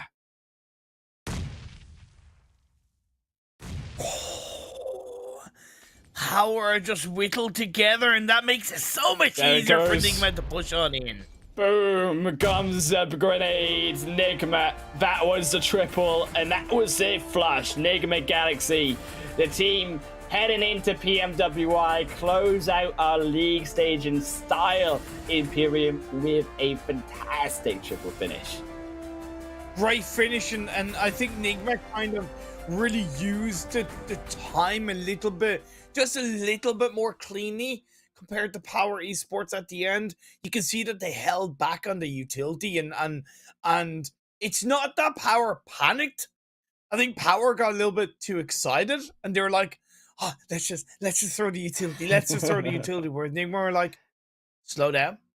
We'll wait for the next circle shift. We'll wait for the blue zone to close in." And as it did, it meant that Power will automatically huddle together. So it made the utility so much easier to connect by NIGMA. And they close it out in the end. But so much credit to Power.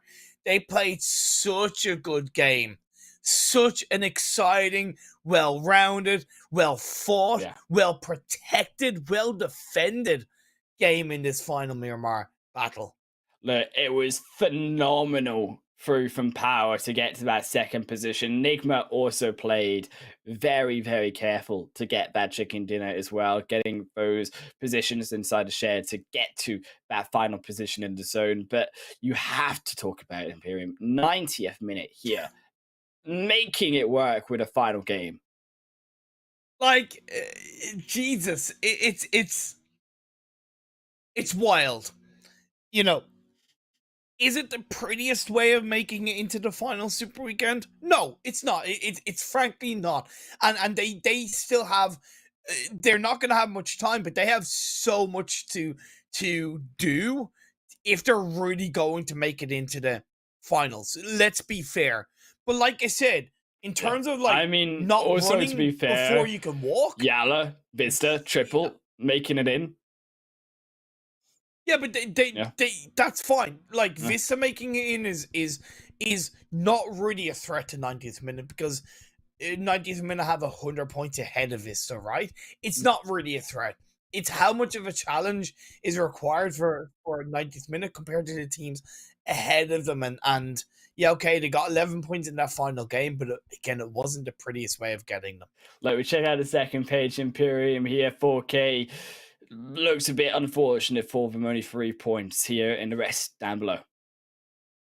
Yeah, 4K not going to make it into the third Super Weekend. They are okay when it comes to the finals position. Like I said, 215 points coming into this third Super Weekend. They're only going to make 2 out of the 3, but it should be okay. It just hurts their preparation for the finals. CONQUEROR were already into the third Super Weekend. They're looking overall a lot healthier, along with the likes of Team FALCONS, even to an extent the only one esports. It twists the minds, man.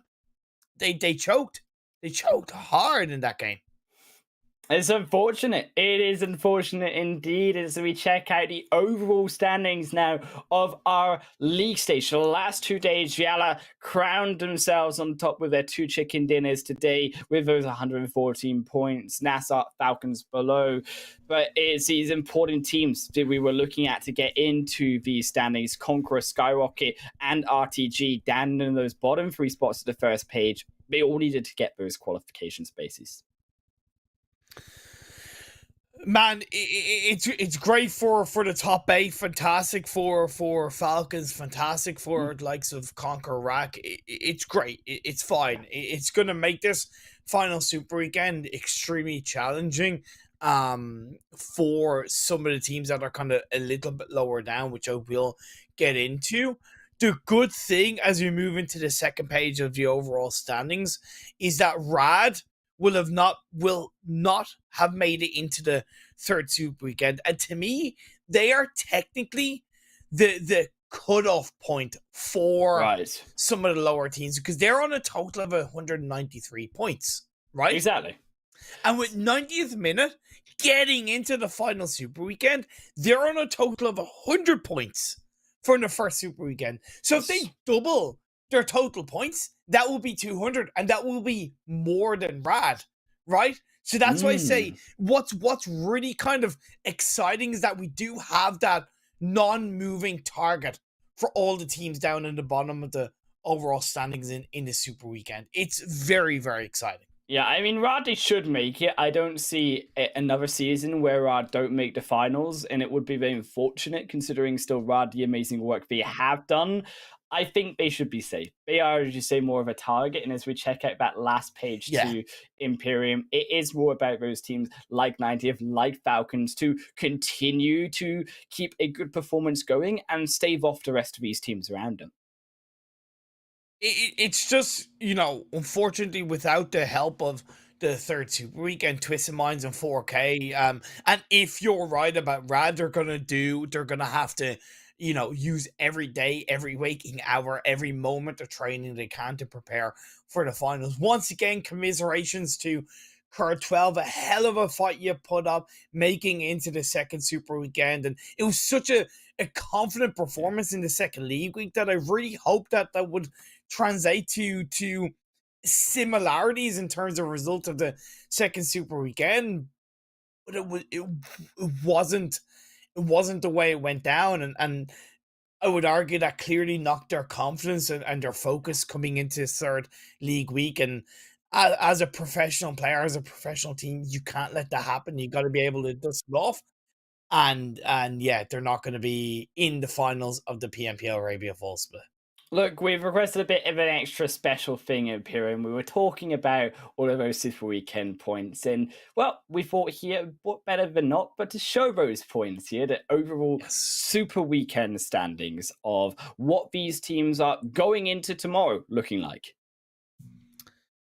Yeah, it's great to be able to provide this visual context. Again, Twisted Minds, 249 points. They're great. They're just missing out on the opportunity of a couple of grand from chicken dinners. Similar with 4K, 215. Exciting to see if anybody's going to be able to challenge the GEEKAY Esports in the top of the standing. 7 chicken dinners, 364 points.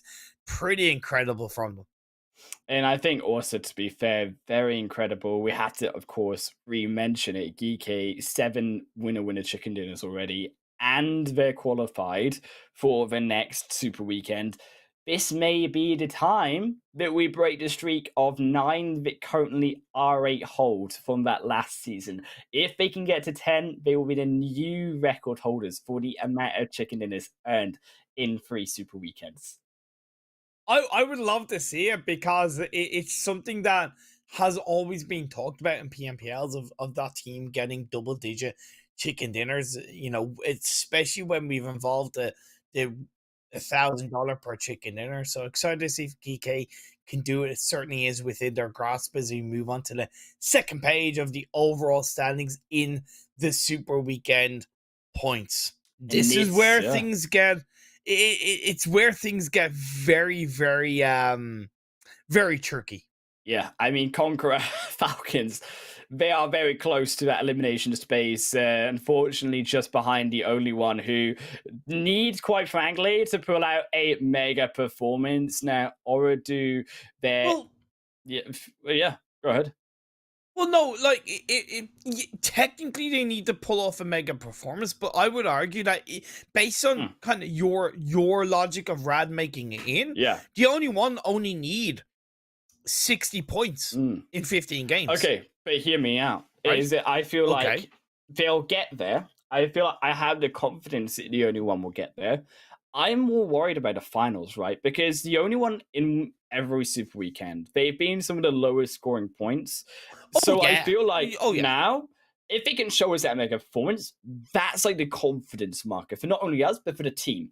And if they don't get that and they have another kind of mediocre performance where you see like Falcons are almost there to the only one with 15 less games, I'm very worried for the consistency that the only one can show in 18 games later in July.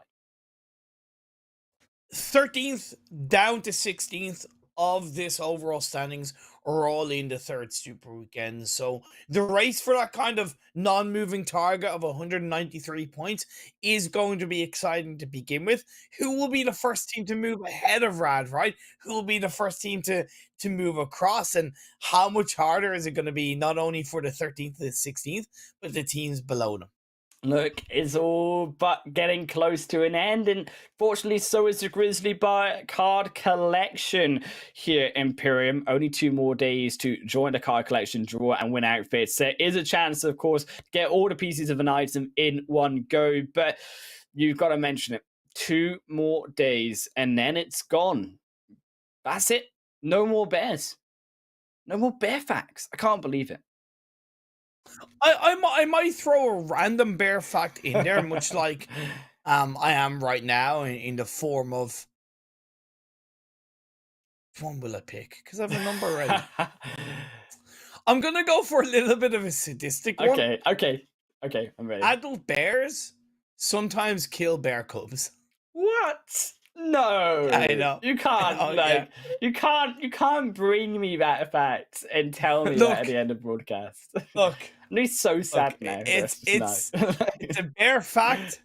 I have to put it out there. Why not? Look, I'm kind of disappointed. But I mean, overall, what I haven't been disappointed in is so far this league stage, and it is, as always, so. In game 2, the Grand Banquet, get ingredients to make more dishes. Let's share and spread our happiness, Imperium, because we've got a brilliant now Super Weekend on our hands. And if you want to get your hands too, of course, on that group purchase, well, draw to a discount and for free every day. If I can put my words out for free here, up to 70%. You're getting there, Highland Wolf. I know, I'm getting it. It's the end of the day. I'm still traumatized by the fact that you told me that like the adult bears kind of get rid of the bear cubs, and I just can't quite comprehend that like we've gotten to that point. It's fine. I'll let you away with it. I'll let you away with it. But we showed the first 2 pages of the overall standings in the third Super Weekend, but we haven't shown the bottom page of, you know, where it becomes very, very challenging. So let's get that third page up and highlight the teams who are in the running. SKYROCKET, 90th minute. We don't see card 12, so we can kind of wipe them off. But VISTA Gaming, this is going to be their very first Super Weekend. They have 0 points secured, and this is going to be a massive mountain for them to climb. 104 points for SKYROCKET. They need to get that up. So do, of course, 90th. Commiserations once more to Kurt, who will not be competing any longer in the tournament. The first eliminated team confirmed. But VISTA now jumping in. VISTA had the biggest climb of everyone, and it's got to be a mega climb indeed for all of these teams, and we'll see them tomorrow, same time, same place with yourself and Monica for the final Super Weekend. See you there.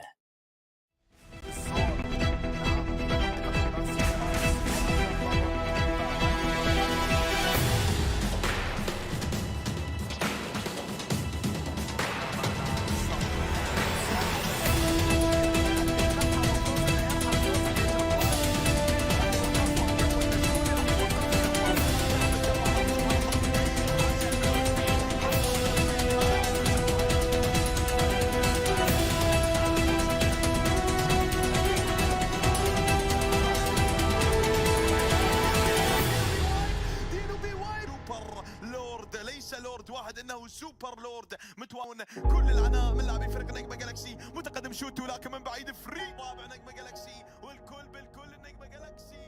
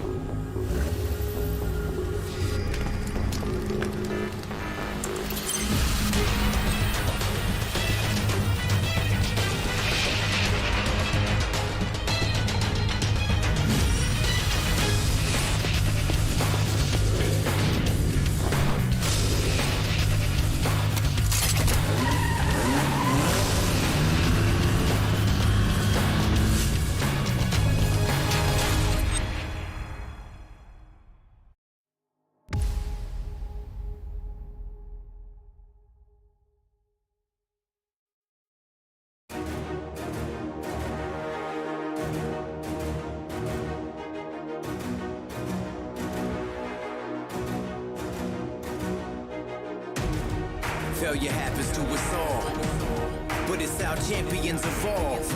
The only thing that matters from a loss is if you get back up when you fall. You gotta get up. Failure happens to us all, but this is how champions evolve. The only thing that matters from a loss is when you get back up when you fall. You better get up. You gotta get up. You gotta get up. I need you to get up. Get up. You witnessing a champ in the making, fueled by your passion for greatness. Yeah, but adversity and bad situations meet us in the middle of the paths that we taking. But it's what you do after that makes men. Will you quit or will you stand up and face it? Tell me, do you have what it takes to swing back when this life asks for the fade?